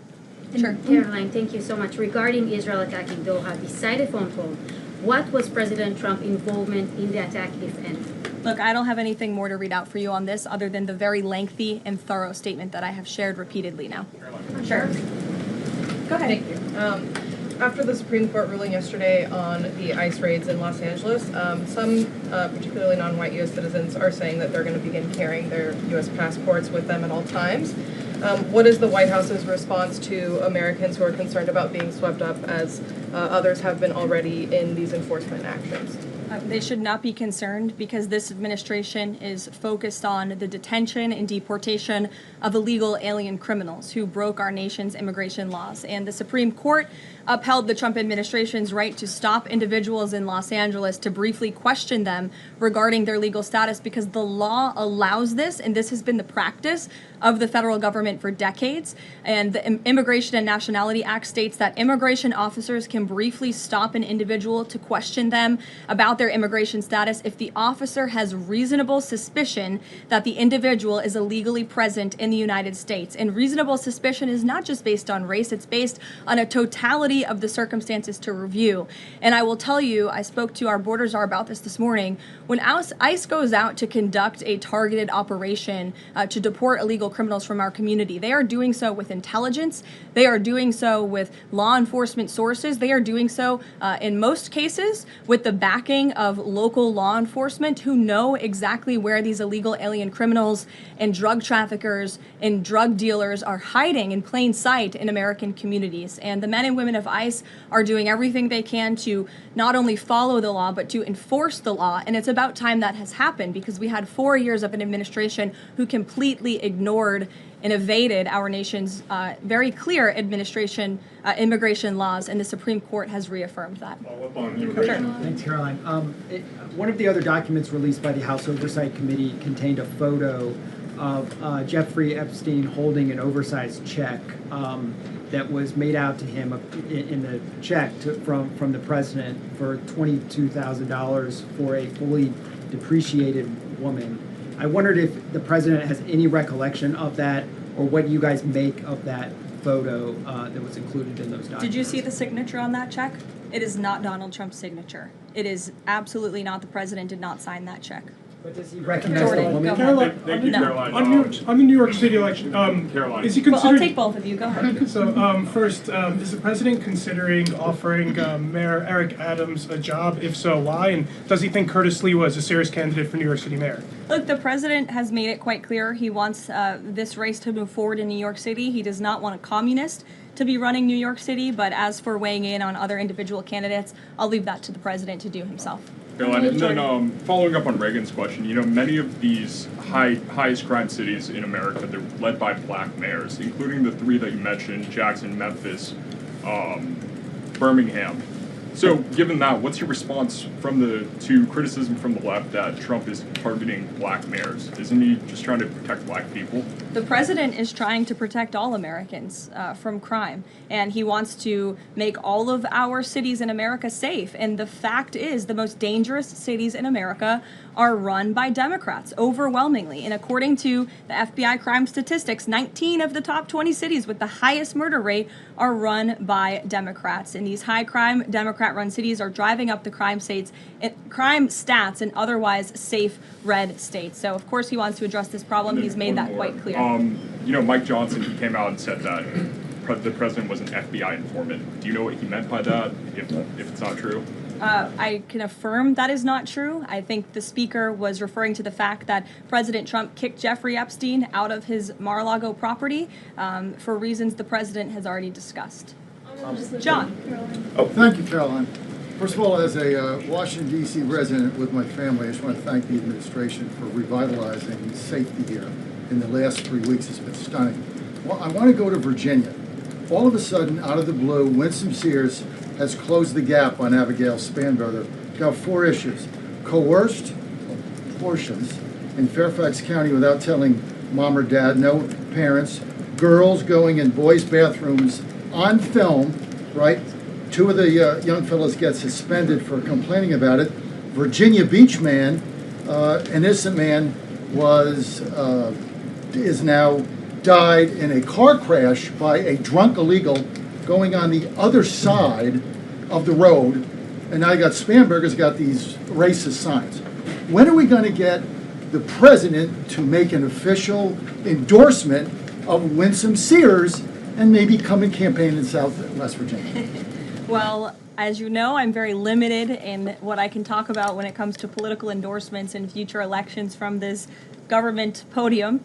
But all of the issues that you just mentioned, I know, are very important to the president, and it's quite common sense. It's the foundation of the Republican Party, and it's what sent this president back to the Oval Office. We want to keep men out of women's sports and bathrooms. We want criminals to be locked up. The president wants to see law and order in every state across the country. But as for political endorsements, I'll leave that to him and his political advisors to make those. Sure.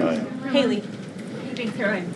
I have 2 questions for you, if it's okay. One on Doha and one on immigration and crime. Sure. On Doha, ahead of the strike we saw today, did the administration at any point try to dissuade the Israelis from the potential for an action like we saw today? Again, I have answered questions repeatedly on this. I have a very lengthy statement which we will release after this briefing for all of you to read and to report on once again. Okay, and then on a case in Maryland, the killing of Jakara Thompson, there are reports that the suspect arrested for her murder was in the country illegally and arrested and released for driving under the influence both in 2022 and in April of this year by U.S. Park Police. Is the administration looking into what process allowed this to take place? Yes, we absolutely are. As soon as we saw this case, we ensured that the Department of Homeland Security and the Department of Justice were on it, and I can assure you that they are. This is another heinous act of violence against someone who should have never been in our country illegally in the first place, and that's exactly why the deportation of illegal criminals from our country is a top priority for this administration, and it's something that is happening every single day. And I would encourage all of you to continue to report on the very violent illegal alien criminals that we are deporting daily from American communities across the country. We will never understand how many lives have been saved by these efforts, or how many lives would have been lost if not for this president and the administration's policy to deport illegal criminal aliens. On tariffs? Thanks, Caroline. Follow up on Charlie's question. Would the president meet with the Jeffrey Epstein victims? I don't have any meetings for you to read out on that. On tariffs? Go ahead. Thanks, Caroline. Is the Trump administration considering a ban on transgender Americans owning guns? Is that something the president would support, even as we've seen some gun groups oppose the idea of it? I saw reporting on this. I understand there were very preliminary, low-level discussions about this at the Department of Justice, and then sometimes those discussions are reported as fact. I'm not tracking any potential actions on this front, and I'll let the president weigh in on that. It's a policy decision, and it's far too early or would be premature, inappropriate for me to weigh in on it at this point in time. Behind you. Go ahead. After the immigration raid at the plant in Georgia on Friday, the president said over the weekend that he's open to some kind of changes in perhaps rules or visa rules or law that would prevent something like that happening in the future for skilled workers to train American workers. That's right. Can you confirm that and that the administration supports those changes, and what exactly would that look like? Well, the president said it himself in a statement that he put out on Sunday night, where he is very grateful for foreign companies from around the world and the investments that they are making right here in the United States of America. And he understands that these companies want to bring their highly skilled and trained workers with them, especially when they're creating very niche products like chips, or in this case in Georgia, like batteries. But the president also expects these foreign companies to hire American workers, and for these foreign workers and American workers to work together to train and to teach one another. And so he expects these foreign companies to hire American labor. We want Americans to have these jobs. Americans need these jobs, but he also understands the need for these companies to bring over their workers who already have these skills. So I think it's a very, what those changes might be? I think it's a very nuanced and responsible and sensible approach for the president to take. And I know that the Department of Homeland Security and the Department of Commerce are working on this matter together. I would defer you to them for any further action on this front. Caroline, thank you. Just I want to follow up on something you said. You said the Epstein documents are a hoax that Democrats are perpetrating against the president. You said he didn't sign that check, that he didn't sign the birthday card that he allegedly signed. So what is the theory, since these documents came from the Epstein estate? Who is I guess in your view, faking these documents? I did not say the documents are a hoax. I said the entire narrative surrounding Jeffrey Epstein right now that is absorbing many of the liberal cable channels on television is a hoax that is being perpetuated by opportunistic Democrats like Ro Khanna and the others whom you saw on that press conference outside of Capitol Hill, who are trying to push this hoax against the President of the United States. What exactly is the hoax? I'm just trying to understand what's fake. What's fake is not the documents. The hoax is the Democrats pretending to care about victims of crime when they do not care about victims of crime, when they have done nothing to solve crimes, when they have done nothing to lock up child pedophiles and child rapists across the country, and when they are now using victims as political props to try and, again, smear the President of the United States and drag on this bad story about him. It is a distraction. The Democrats view this story as nothing more than an attempt to distract from the accomplishments and the achievements of this administration.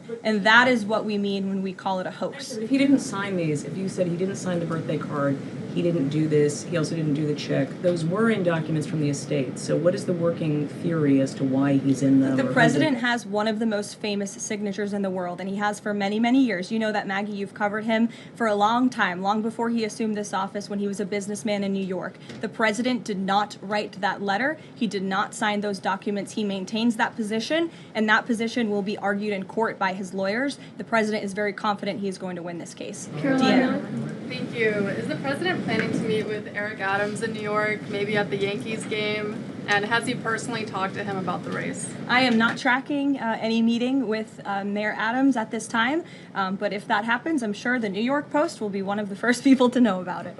I'll take a couple more questions. Why don't we go to the back? Tom Dempsey with News Nation. Regarding the growing U.S. military News presence... Nation, all the way in the back.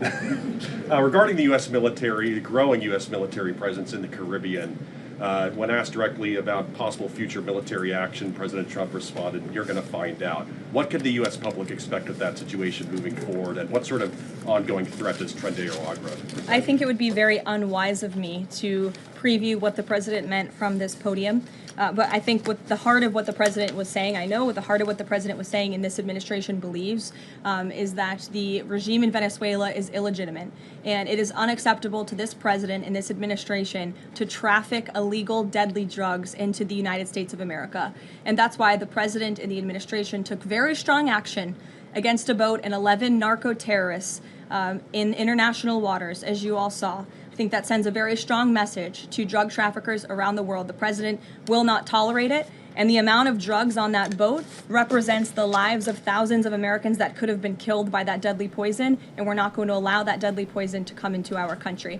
The president will be signing a proclamation in the Oval Office later this afternoon, and we will see you all later. Thank you. Thank you.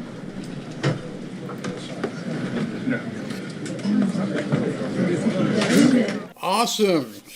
Little bit of backhand stuff. Got to show you guys something pretty cool. This posted during the actual press conference. It's from Reagan Reese.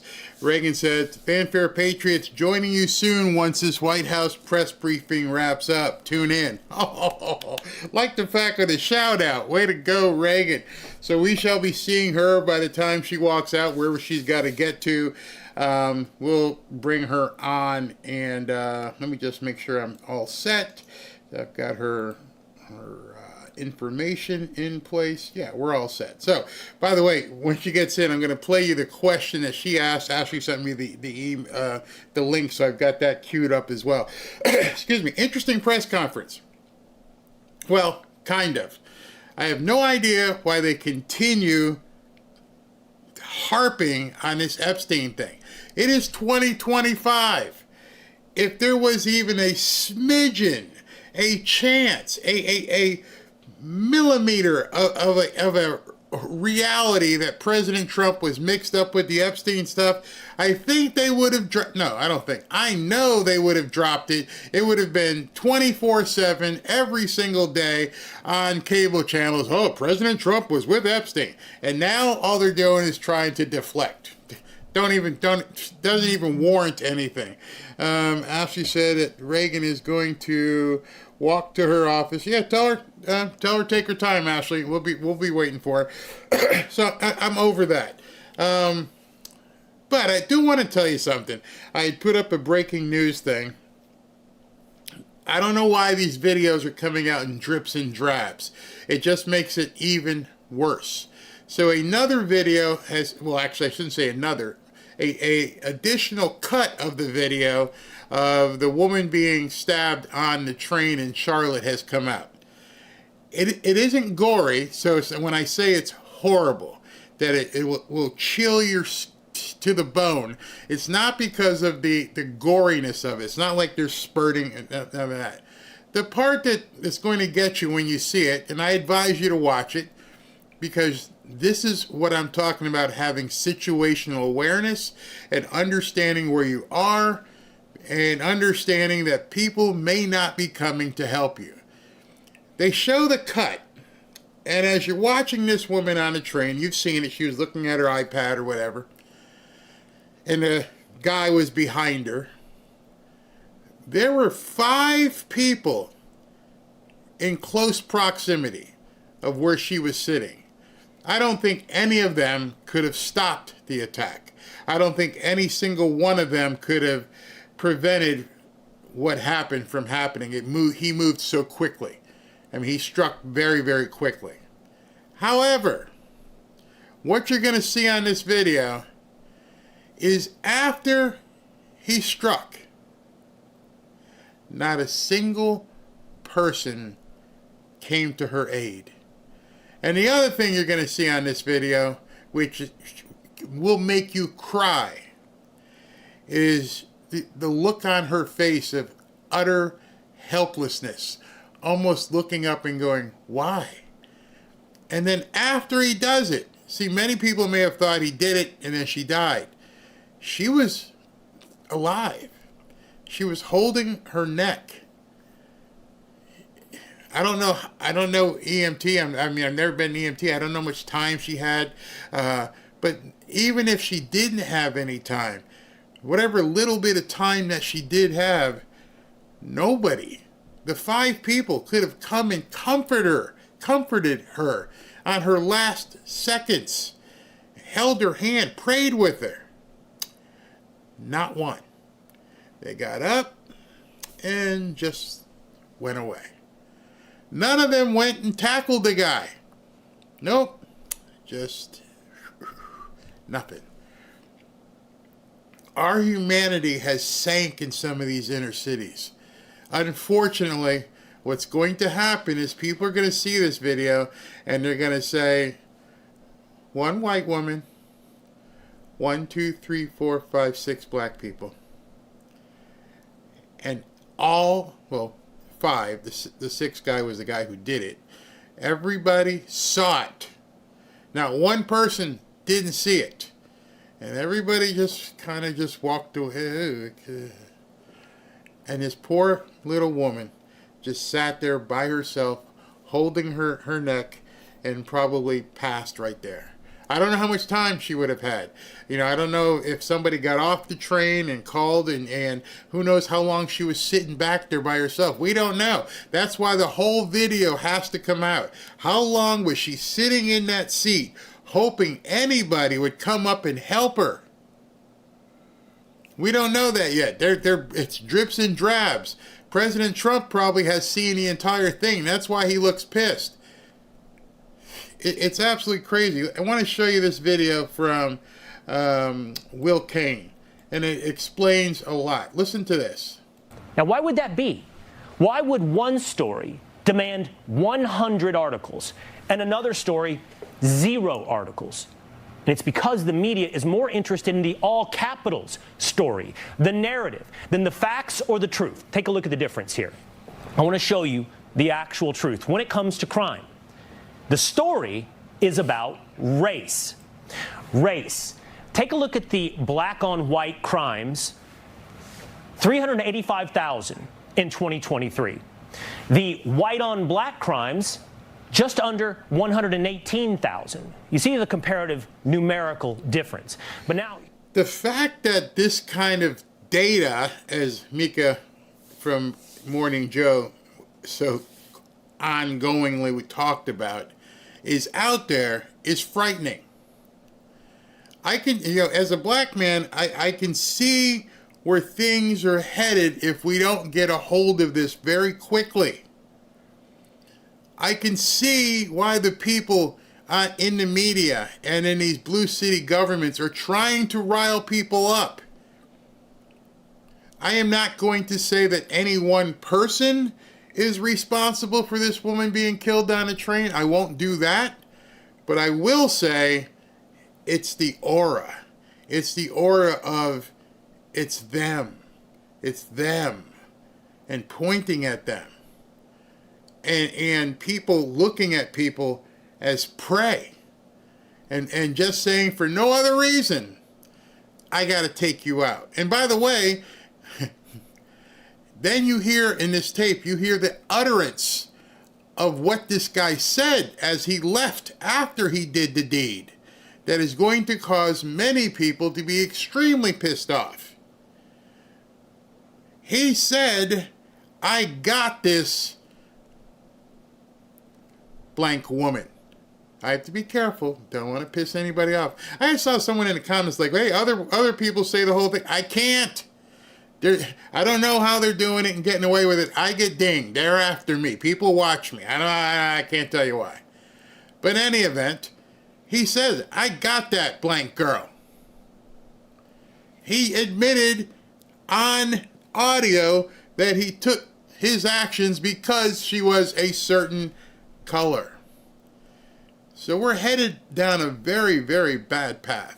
Here's what the media actually does. They did what our camera operator just began to do a moment ago. I'm going to step out of the way. I'm going to show you literally what the media does with the camera. They zoom in on this number. This number, devoid of context. Daniel Penny, one newspaper, over 100 articles. Daniel Penny, the guy who was on the subway, who basically took matters into his own hands to try and save people, and while doing so, caused somebody else to decease. This woman, on the same kind of a camera, you can see what happens to her. Not one story. Nothing. It doesn't matter. It's got to make people who are white feel somewhat inconsequential, as though it doesn't matter what happens to you. And because the media is basically exploiting this, that's why you have to be overwhelmingly situationally aware at this point. Because one, somebody might be looking at you to say, what can I do? And number two, depending on where you are, nobody's coming to help. Number two might be worse than number one. There are always going to be people out there in the shadows who are looking to prey upon people. But a humane society always knows and always feels that number two is there. How many of us have seen an accident and pulled over to help, or seen something happen and called 911? And now we're at a point in our society where people see something like that happen and just look away and try to get away as fast as possible and don't render any aid? That's not a black problem. It's not a white problem. That's a humanity problem. That's where everything, I think, is falling apart. If you're not there, just human compassion to see somebody in complete distress, and you're like, I gotta go. Something has broken. There should be nothing that should stop you or preclude you from helping somebody who's about to possibly die. And now we're supposed to accept that the normal part right now is for us to just move on and don't pay attention, or worse, do some of this stuff. How many times have you seen these brawls in restaurants and in stores and all kinds of things, and everybody does this? And I'm like, can you help this person who's getting stomped? There's 6 people beating up this one person. Can you put the damn phone down and get in there? This isn't helping. That person's getting their butt beaten, stomped, and it's like this mob animalistic activity begins, and they're stomping people in the head, and people are like, oh, look at this, I get some likes on this one. Crazy. Humanity is breaking down right in front of us. And nobody seems to care. I know some of you, I know most of you care. I know most of you, if you were sitting on that train, would have been all over that guy, tackling him. I know most of you would have looked at somebody else and let's go. Let's go. We got to take care of this. No matter what, even if you risk something yourself. When I grew up, there were people who would run into fire before the fire department got there. You're telling me if you hear a kid screaming and the house is on fire, you're just going to go, well, that kind of sucks. What's happened? I don't know. Maybe my parents grew me up a certain way to understand when somebody needs help, be there. You may not be equipped to do anything, but you could have held that girl and prayed with her as she was dying. I mean, when you see the video and her face just looks up like, why? Why did you do this to me? And nobody was there, man. We're going down fast. And so fast that what I'm saying right now, the people in the news should be saying. They should be telling people, hey, this is pretty bad. We need to pump the brakes here and figure out how we can come together. Not, don't talk about it. No, talk about it. Forget all the ancillary political stuff and just say, this is wrong. Period. This is wrong. Number 2, here's what you can do to help. Number 3, we need to fix it. And the empathy I feel is something each one of you should feel, because what if that was your fill in the blank? Sister, mother, brother, husband, co-worker, friend. Like any of that even matters. It could have been a bias. I don't care if I didn't know who she was and I saw that happen. I might get cut. He might start swinging at me, but I'm going to do something to help because this woman is going to die. I can get over a few cuts. I'm a big guy. And maybe you're not. Maybe you're saying I couldn't do anything. Well, you could have helped her. He left. See, that's the part that gets me when you see this video. It's not like they were putting themselves in any danger. He did the deed and walked off. She's there by herself, and the people behind her, you could have looked and say, is it safe? Because that's the first thing. Is it safe? Yeah, he's gone. Let's help. Take your safety into account, but then help. Yeah, personally, I'm sick of these idiots whipping out the phone and filming. They will write stories about it now because President Trump had to put it out there. Robin Pascal says, we helped a young girl in Iraq a few weekends ago. Yeah, even if you're not the person who can apply bandages or anything, just being there. Understanding somebody's alone. Satan can't enter, as you covered with the blood of Christ. It's instinctive to help her. You're absolutely right. She leaves her torn country dodging bombs to come to America and dies at the hands of a monster. I've been shot and cut. I'm on him like white on rice. Yeah. So as you guys are echoing what I'm saying, you have to also wonder, well, why weren't the other people doing anything? It's unfortunate I can't show the video here because they would freak out. I don't know tell you the truth, I don't know when they're going to do it. I only go by past experience and go, yeah, it would be a little bit much, and they'd freak out. Oh, we don't want anybody seeing that, Barry. Can't show that video. But if you see it, I just want you to imagine if that you were one of those 5 people on that bus, train rather, and you watched that happen, because you had to see it happen.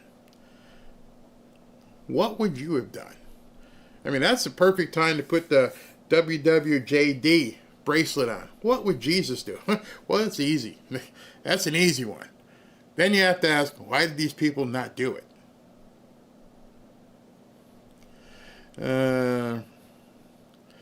I jumped into a fight last week before I realized the crowd watching me and an elderly lady also trying to stop it. You know something, Barry? You brought up a good point. The media ignores anything horrible done to white people. This is going to cause vigilante justice. Yeah, it's coming.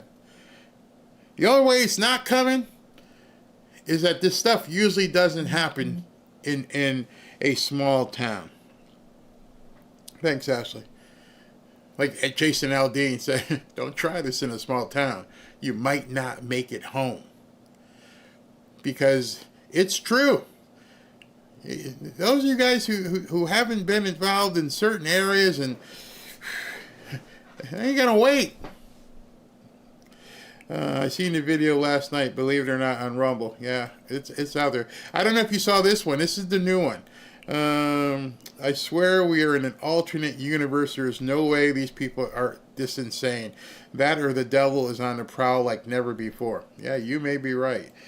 All right, so let me cut. Ashley just texted me and said Reagan will be here in about 5 minutes.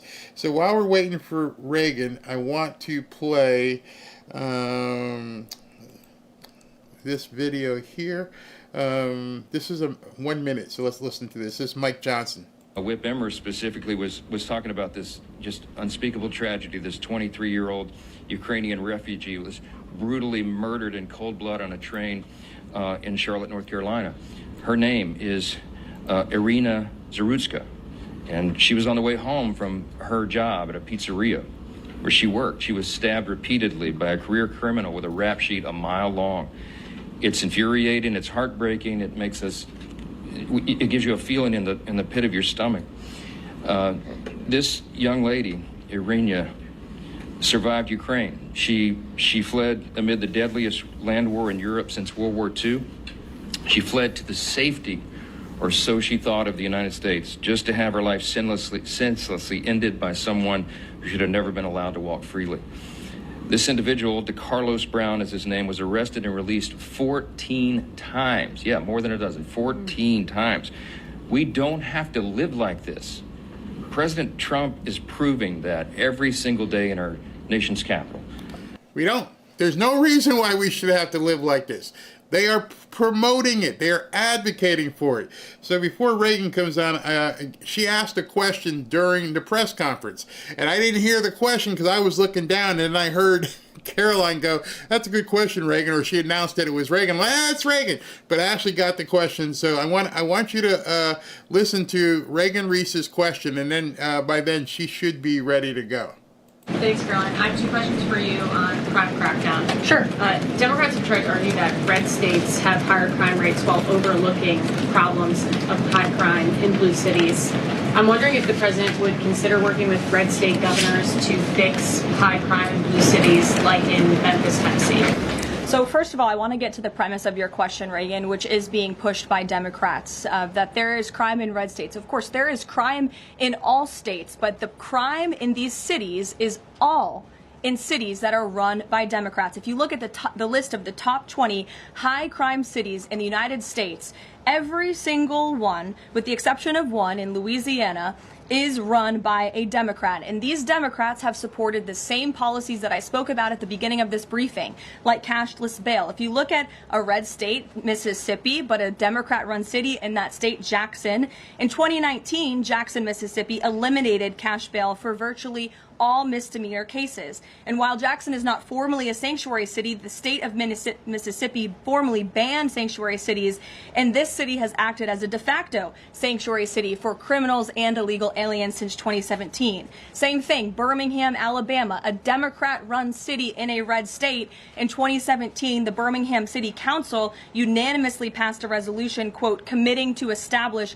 sanctuary policies. So if you actually look at the facts from these Democrat-run cities, these are cities that are run by Democrats and by by members of the Democrat Party. These are blue cities, and they have all supported these disastrous policies which allow repeated career criminals back onto the streets to further commit acts of violence. And so to answer your question, yes, the president wants to work with anyone across this country who wants to end these horrible policies and to bring law and order to our streets. And I think that is proven by his tremendous cooperation with the mayor of Washington, D.C. and our nation's capital. And just look at the results of that. And I do have some updates for you on the D.C. crime crackdown if anyone is interested. There have been a total of 2,177 arrests made since the start of the operation on August 7th. Just last night, there were 57 arrests made in Washington, D.C. Of the 57 arrests, there were 14 illegal aliens who were arrested, many of whom had prior criminal histories.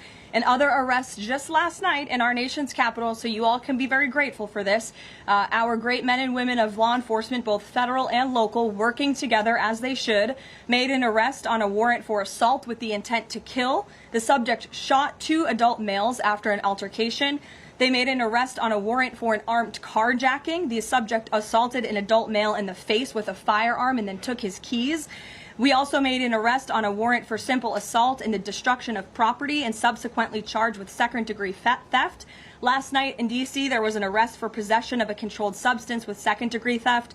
There was an arrest for possession of a controlled substance with the intent to distribute that subject. The person is also a subject of interest in a homicide and a carjacking.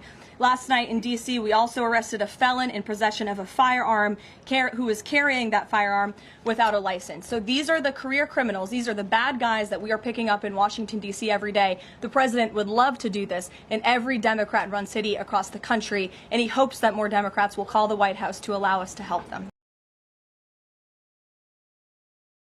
Well, she really laid that out. I'm interested to talk to Reagan and find out what the other people in the room thought about that. Because she just went through and said a whole litany of people who are now going to be in jail. Well, that's crazy. That's absolutely crazy. While I'm waiting for Reagan, I still have some more stuff from earlier today. So let me continue with the show. And Ashley, if you can just let Reagan know, as soon as I see her, I'll jump. And it's super difficult because when you are mentally ill, you have a hard time knowing that you are mentally ill. But also,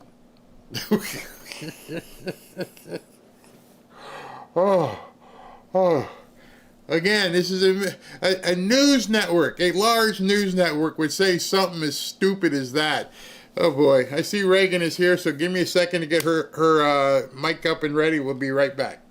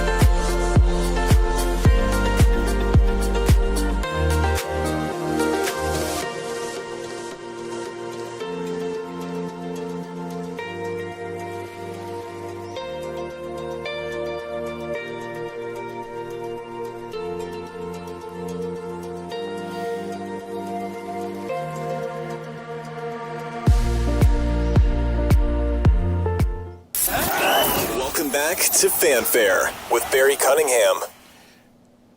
Reagan, are you there? You got no, your mic's not on. The ONOFF button.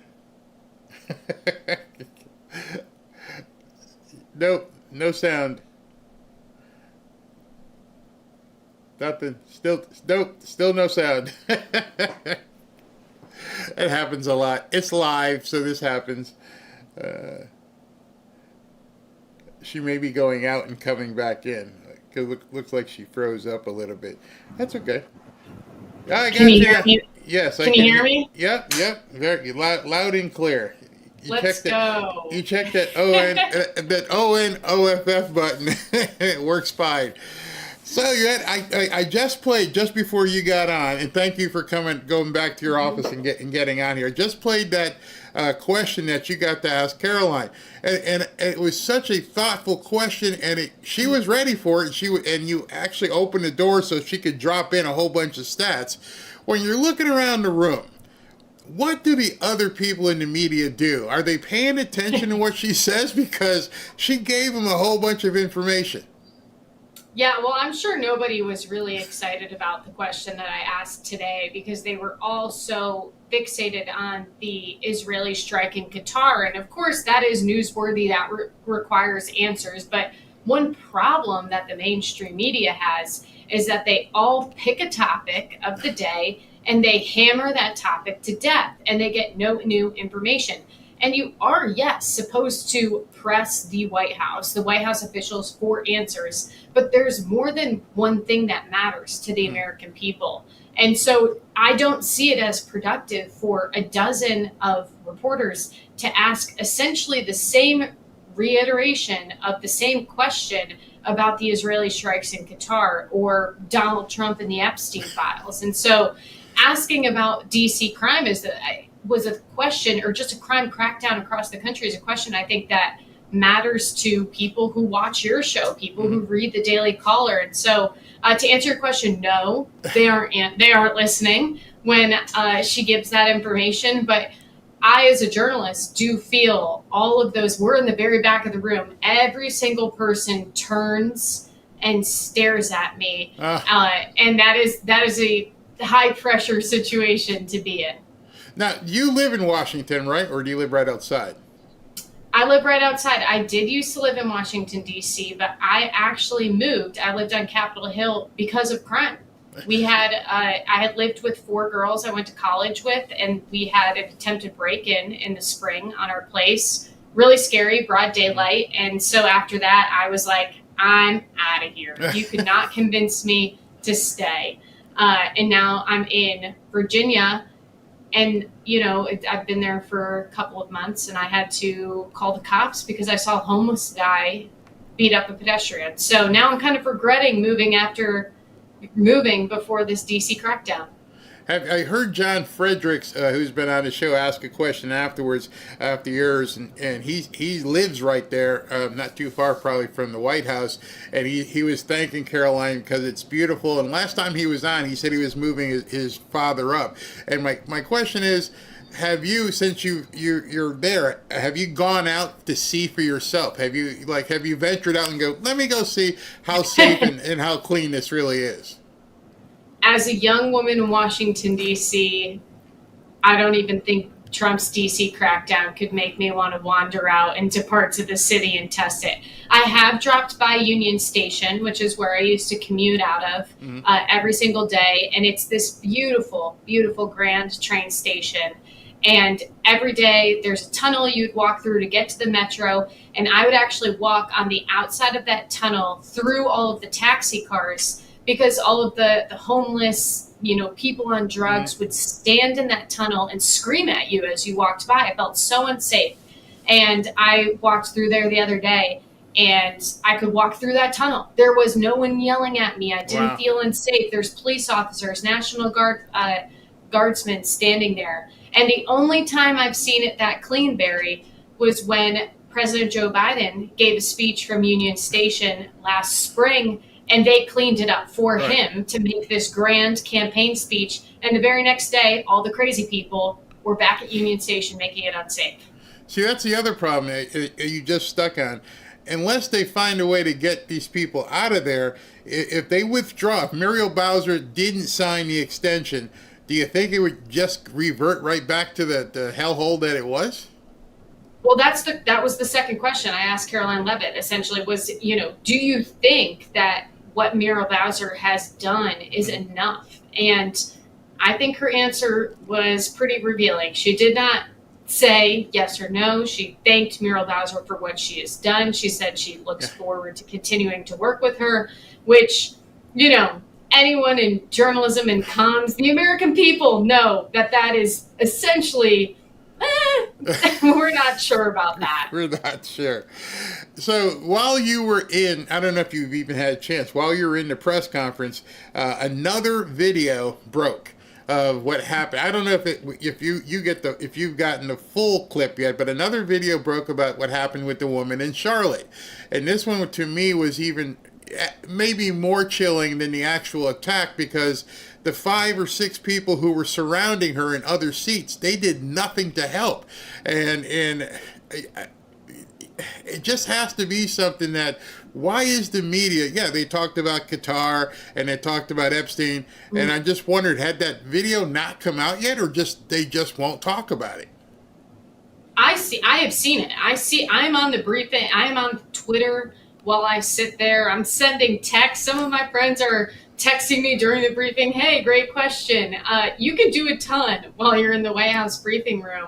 And so there's no excuse for not seeing that video. No, they don't want to talk about it, Barry. And it's disgusting, I think, what we have seen from the mainstream media over the last couple of days, painting this murder, this stabbing, it's disgusting, this brutal murder, as something that just MAGA hats are upset about, that Republicans are upset about, that Trump-aligned media is upset about. And I don't know if I don't even know what to make of that. Why is that such a bad thing, that all of a sudden we're Trump supporters or we're Republicans because we support people not being able to stab people on public transportation? It's absolutely insane. And I don't understand why they won't talk about it. And I think it's rather heartless of the mainstream media. Do you think they're told not to talk about it, or they really don't care? I think they really don't care. Wow. I just don't think they care. I mean, I'm sure there is editors who are saying, hey, don't think about this. But just in the same way that, we on right-wing media have our blind spots, or, choose to pick different narratives, I think the mainstream media does the same thing. And the thing is that I think the right-wing media is a little more conscious of checking themselves. Because I think now we know if we don't talk about it, it's just going to disappear. No one's going to bring it up. It's just going to just go away. No big deal. And the fact that President Trump took the time to record a video in the Oval Office today and hold up the picture, how do you ignore that as a journalist? How do you ignore that and still call yourself the next day a journalist? Yeah, I don't know. And I think it's because maybe, I guess his crackdown has become so politicized on crime. But ultimately, I think this is basically the best situation for the White House, for Republicans to be in. That Democrats and the mainstream media are essentially defending violent crime or pretending like it doesn't happen when it's happening in broad daylight. And it's a gift, as there are other things that are plaguing the administration and they're dealing with, to have Democrats so obviously be against or be for crime in the cities. Now, with the Supreme Court decision coming out yesterday saying that he could do it in L.A., which pretty much is going to give him carte blanche to do it in other cities, is there any talk that you're hearing or chatter about him going into, I guess he moved into Chicago, he moved somewhat onto Boston. What about a more widespread incursion? Well, Well, this is interesting. I don't think we've heard much progress about Chicago. And I, in my conversations with my sources, Chicago tends to be up in the air, I think. I had the chance to ask the president about it myself, and I think that he wants to be welcomed into Chicago. He doesn't want to have to fight these politicians. But I think Karoline Leavitt's answer to me today was very straightforward, and maybe was a little foreshadowing of what to come. I asked her if she would work with red state governors to address blue city crimes, which ultimately, again, that is a great thing for Republicans to do, to work with states that want their help to address crime and to make a fool out of Democrats in other states. And she said, yes, the president would be open to doing that. And I threw out the suggestion of Memphis, Tennessee. And she was like, yeah, you never know. So maybe look out for that. Who knows? But see, even if they do that, it would be like they'd still complain, but they couldn't stop it because the governor of Tennessee, obviously being a Republican, could bring Trump in at any time. Same thing with, who's governor of Georgia? Yeah, governor of Georgia is still Brian Kemp. He could do it as well if he wanted to. But do they have the motivation to actually get it done? Right. That's a great question. I think the president is honest and being forthcoming when he says that he wants to crack down on crime across the country. This is one of those issues that he is really latched onto and he wants to bring a solution to. And so I don't think that DC is where we're going to see the end of it. Maybe Chicago is not the immediate option right now, but I think he's floated New Orleans, he's floated New York. There are definitely other places that we could see the president going into. And I think there are places that he would be welcomed to that aren't just Chicago or New York. So is Operation Midway Blitz not happening yet? That is with the ICE agents, correct? Right. Okay. I believe that has happened. Right. That was reported yesterday. Yeah. Just not the National Guard part in terms of crime. So they've started with the ICE people, but they haven't done the National Guard part as of yet. Why is it? Is it just distraction? Or they have to realize there's nothing here with the Epstein stuff, because if there was, it would have been unearthed well beforehand when Biden was still running for president. So what is the insanity of trying to keep that thing alive? Well, when I think it comes to the Epstein stuff, I think that there was rightful outrage from the right over the abrupt ending to the Epstein case. We had a bunch of officials within the Trump administration promising to release the Epstein files. We saw a bunch of PR stunts around it. And then one day on a holiday weekend, they release a memo saying, oh, never mind, everything we promised you is not coming. And so I think that was rightful outrage from Republicans. And I think what ended up happening is that Democrats finally saw this as an issue that they could really hit Trump on, because I think Democrats' whole messaging of Trump is bad, hasn't been hitting with their base. I think it's been lackluster. They're kind of sick of it. They've basically heard that for the last 8 years already. And so I think this finally became a thing that they felt like they could unify people on. And now I think it's completely shifted, where Republicans are starting to see right through the fake media's attack on President Trump and his relations to Epstein. Democrats seem disingenuous in trying to get the Epstein files released. And while I don't think, the Wall Street Journal birthday card is like a great look for the president, I ultimately don't think that it proves anything more than we already know, and that is that Donald Trump and Jeffrey Epstein were friends. But again, in all these years of talking about it, nothing has ever come out that President Trump acted in any inappropriate manner. And so, is the letter great? No. It's still, the White House is still disputing that it's real, which I think is noteworthy. But I think the whole attack on the president, that he might have been related to Jeffrey Epstein in some deeper way, is pretty much lost on your average American. Yeah, it's desperation.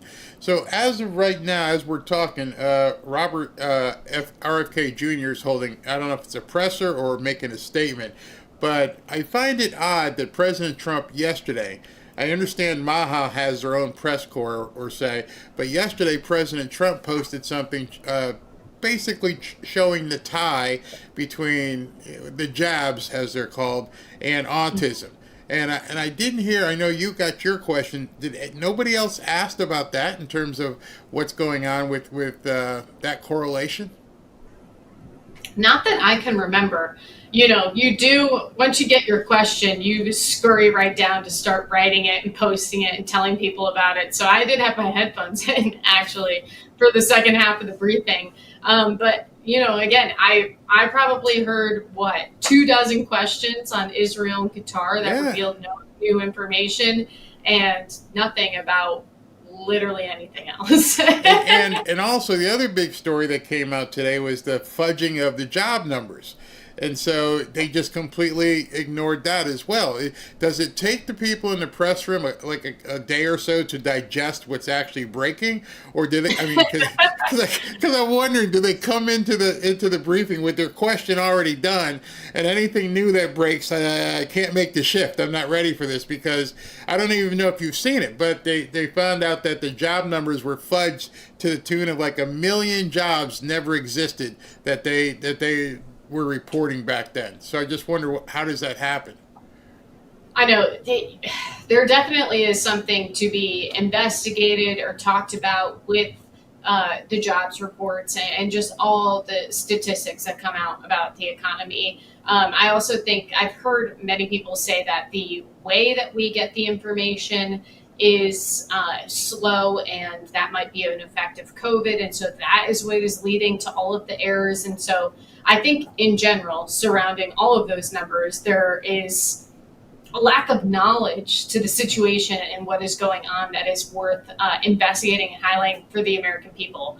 On the point of whether journalists can pivot when they're in the briefing room, I am the queen of being prepared, and I like to have my questions written and researched by 9 a.m. My editors know it's like the one thing on briefing days. They better be ready to edit my questions soon and get them ready. But there are situations where something breaks and my editors will say, hey, no, we need to pivot to that right now. Okay. I mean, you get into the briefing room and they say, hey, we got to change the question. I think we need to ask about this. Or I see something and I say, hey, no, I think this is the better question. And so, you know, and I think it goes back to this whole thing. If the mainstream media picks that one topic of the day to just focus in on, they think every American needs to care about it, and they decide to spend the entire briefing just talking about the same thing over and over again. Second to the last question. What's going on at 4:30? It drives me crazy when Karoline ends her press conference. We've already seen the schedule. We know something's happening. She goes, yeah, we'll see you later with a proclamation. On what? I mean, I know. Do you have any idea what's coming up? I've seen rumors. I'm not sure. And some of this, I'm like, is this just internal within my own organization? So I'm not sure if I have been fed off the record information from other journalists within the Daily Caller, but I do believe it is Maha related, and it's a health proclamation of some sort. And I think that's fair to say without anyone getting mad at me internally here. All right, last question. What are you working on? I mean, last time you came on, you had a big scoop you were working on. You got that done. What are you working on as an actual writer right now? Mm-hmm. Well, you know, Barry, I just finished interviewing the president, and so rode that high for a while, and I'm kind of looking for my new project. So if you or the Fanfare Patriots have things you guys want me to investigate, good story ideas, please let me know, because I have some things in my back pocket. I'm thinking about the FBI might be, maybe the Treasury Department might be some of the topics of my next stories, but we're in the brainstorming phase right now, and that's okay. Journalists have those phases, and that's how you get the next big scoop. Oh, those are coming because I tried for the first time. I interviewed Brendan Carr yesterday, and I posted, hey, give me your question. I had never done it before. Give me your questions you want me to ask the director of the FCC. And they all came in. I mean, and we had to pick through, and it was pretty cool because most of them were similar, but there were some stuff I didn't even understand. So yeah, crowdsourcing your next story might indeed work for you. So you guys all jump on her X and go ahead and do that. But I keep doing this to myself, but things happen. You got to, because I had forgotten, you got to sit down with President Trump. It was in person, right? Not over the phone? It was in person. I spent an hour with him in the Oval Office. How? How did you get an hour with the president? I mean, that's like Brett Baer stuff or Hannity. I mean, how did you get an hour with President Trump? That's the golden question. I still can't believe it's real myself.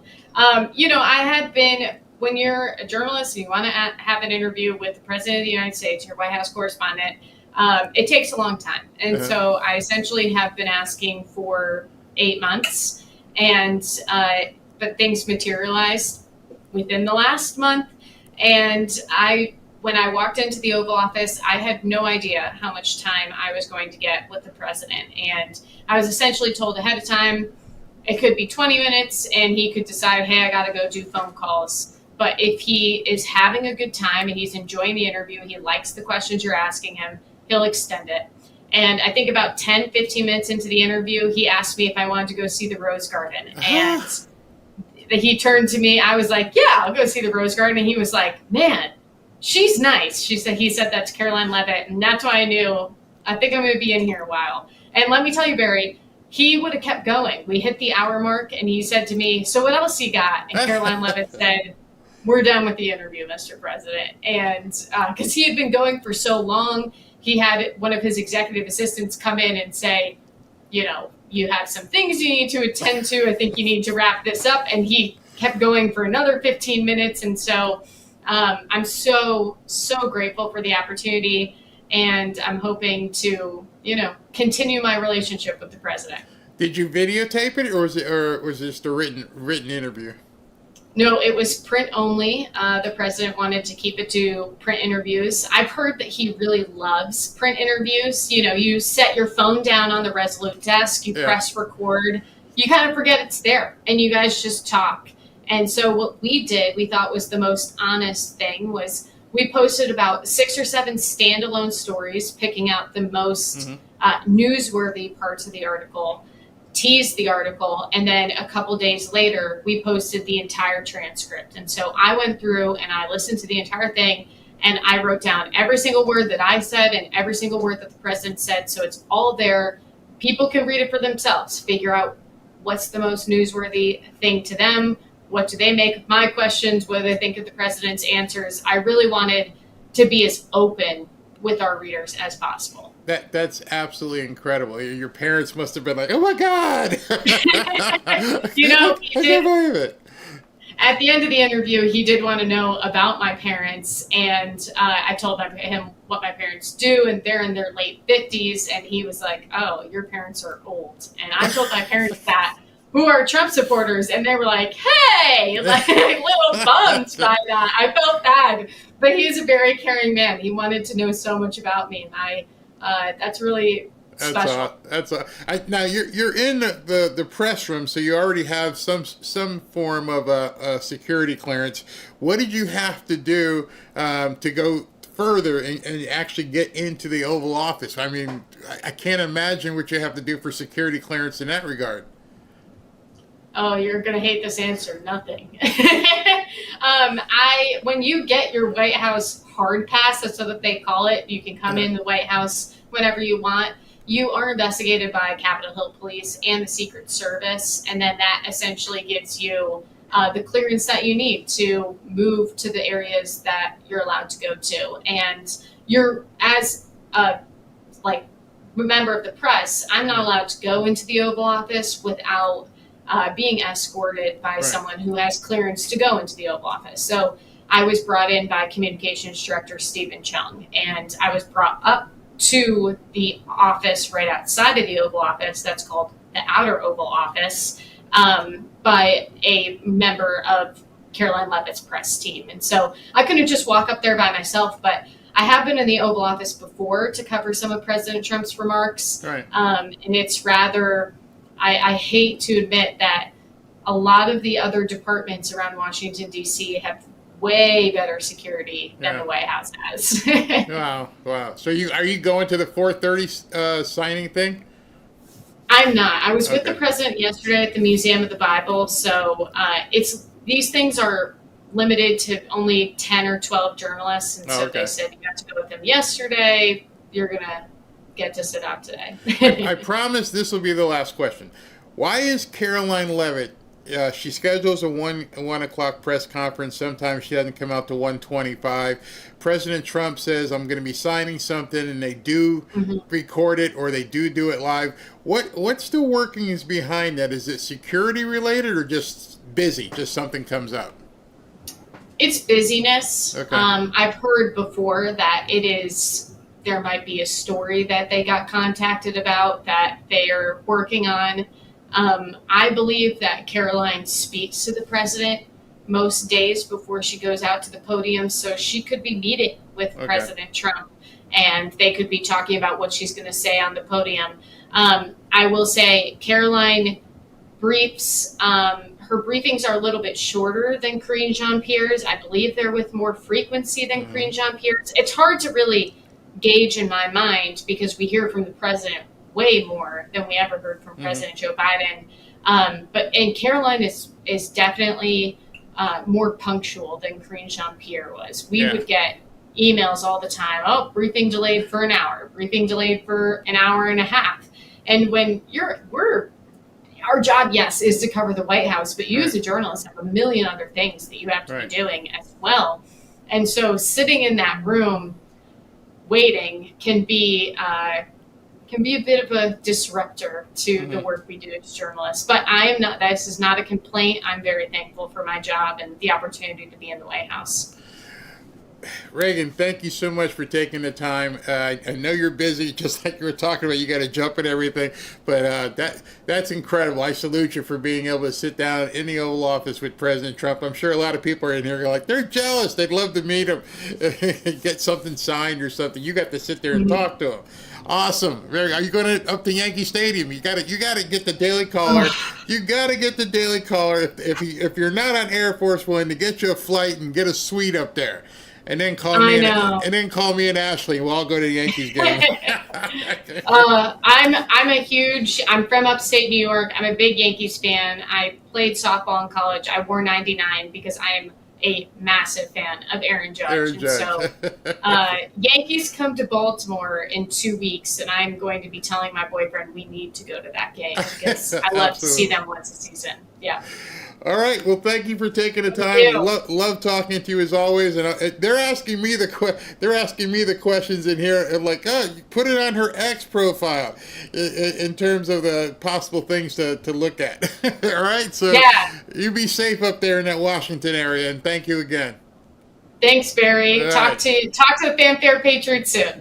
Bye-bye. All right, everybody, in case you don't know Reagan's handle, let me go ahead and put that up. It was on the screen, but you can follow her here, Reagan Reese, at Reagan Reese _ Daily Caller, White House correspondent. She with the Daily Caller, and she got to meet interview President Trump. I'm pretty sure it's here. If not, the article is probably, let me see, if I go here and go to her, there's the article right there. Oh, you got the ad. Hold on. Look at full transcript, Daily Caller. Oh, what a picture. What a picture. Look at that. She's sitting there. Hold on. I gotta move it so you guys can see the entire picture because this is too cool. Wait a second here. That's the money shot. She's sitting there with Karoline, Stephen Chung, and President Trump. That is absolutely awesome. So if you go on to Daily Caller, here it is. It's called the exclusive full transcript Daily Caller interviews President Donald Trump. And she goes through the entire, each question. Wow. And then the answer. So that's pretty cool. I might have to read that.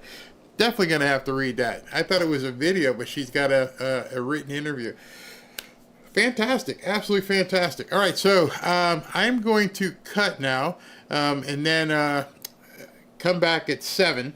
And by then, I'll probably have the tape of whatever RFK Jr. had, and I'm going to also have the tape of whatever President Trump does. So we'll have that. See, I'm a Tigers fan, but I do love the Yankee greats. They're Mantle, Jeter, and Judge. Yeah, I'm a Red Sox fan. Big-time Red Sox fan. Bo Sox. So I'm not a big Yankee fan, but maybe they're playing the Red Sox when he goes up there. That would be awesome. Been a great show. Have a great rest of your day, everyone, and roll, Trump, roll. Thank you. I love talking to Reagan. Both she and Monica Page, perfect. Monica's been getting some serious. I think both of them have been on television a lot lately too. So that's very, very cool that these young ladies that you know, part of the new legion of media are really making their way known. All right, guys, I'm sorry what happened on Rumble today. Nothing I could do about it. Hopefully it works for the second show tonight. But let me look at this and bring you guys in on the Super Chats. 1 second here, and then I'll see you at 7. All right, here we go. Let me move this over this way. Okay. Robert Gallant, Democrats say they just needed more affordable housing. Well, welcome to Robert's House of Pain. Yeah, if you think you're going to do that to people, this is crazy. SV just texted me. Let me see if he's got anything breaking here. I can't look. SV said he just sent me another video, another part of that video of her collapsing. It's on X. Can't look, man. Can't look right now. Definitely can't show it. It would just break my heart. Probably start crying right here. Whew, wow. Fazul. Dems and media have nothing left. They've been reduced to gaslighting, even justifying the violence. We are at war. We be aware of your surroundings and stay safe. Yeah, absolutely. 360. Fazul, the media are murderers, complicit, no apology. I agree. America, Mirez, make LA that you can civil sue judge for this. Yeah, move the liability. I mean, she wasn't even a judge, the lady that let that guy out. She was a magistrate with no legal experience. It's insane. Hey, Barry, it's your favorite Canadian. Word. Just want to say how much you appreciate it and to thank you for all you do. Absolutely love your channel. Thank you very much.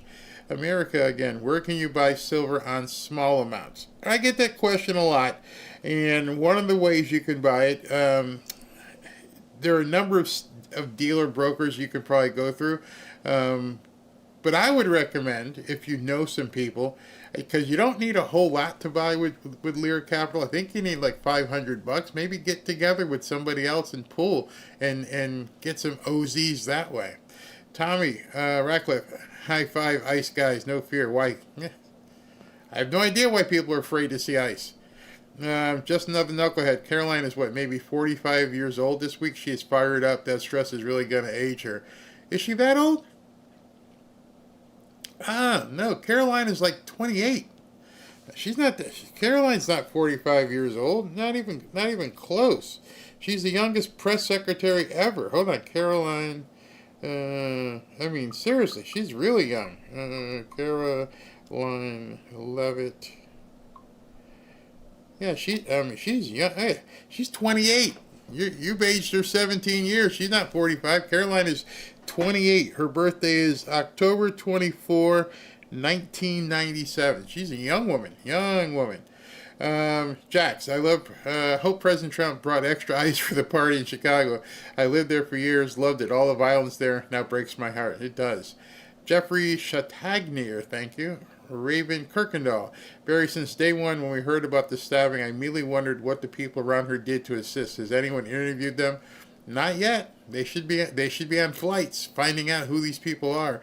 Watch the videos. Terrifying. Gerald Costanza, thank you. KRO. Democrats and MSM don't even care about this Ukrainian woman. Where are all the Ukrainian flags now? Very quiet. Jeanette, Barry has humanity lost its ability to care about our fellow humans no matter the color. Seems like some have. Not all of us. And you can tell by the people in the chat. Not all of us have. A lot of people on that side have. The anthill, the branch of American patience is being purposely bent for the loons. Let's pray it doesn't break. Agreed. Starfleet, thank you. Donna, my spirit would have lunged toward her immediately, even if I got stabbed. I caught a car door once from hitting a kid, and I almost lost my fingers. It's natural. It's natural for us to want to help. I don't understand how these people just walked away. Captain Danny, thank you. Just numb neckhead, take a joke. I know she's 20. I got you. You see, I can't tell the context by just reading the chat. So I was like, 45. She ain't that old. Okay, here's a joke. All right, you got me then. You definitely got me.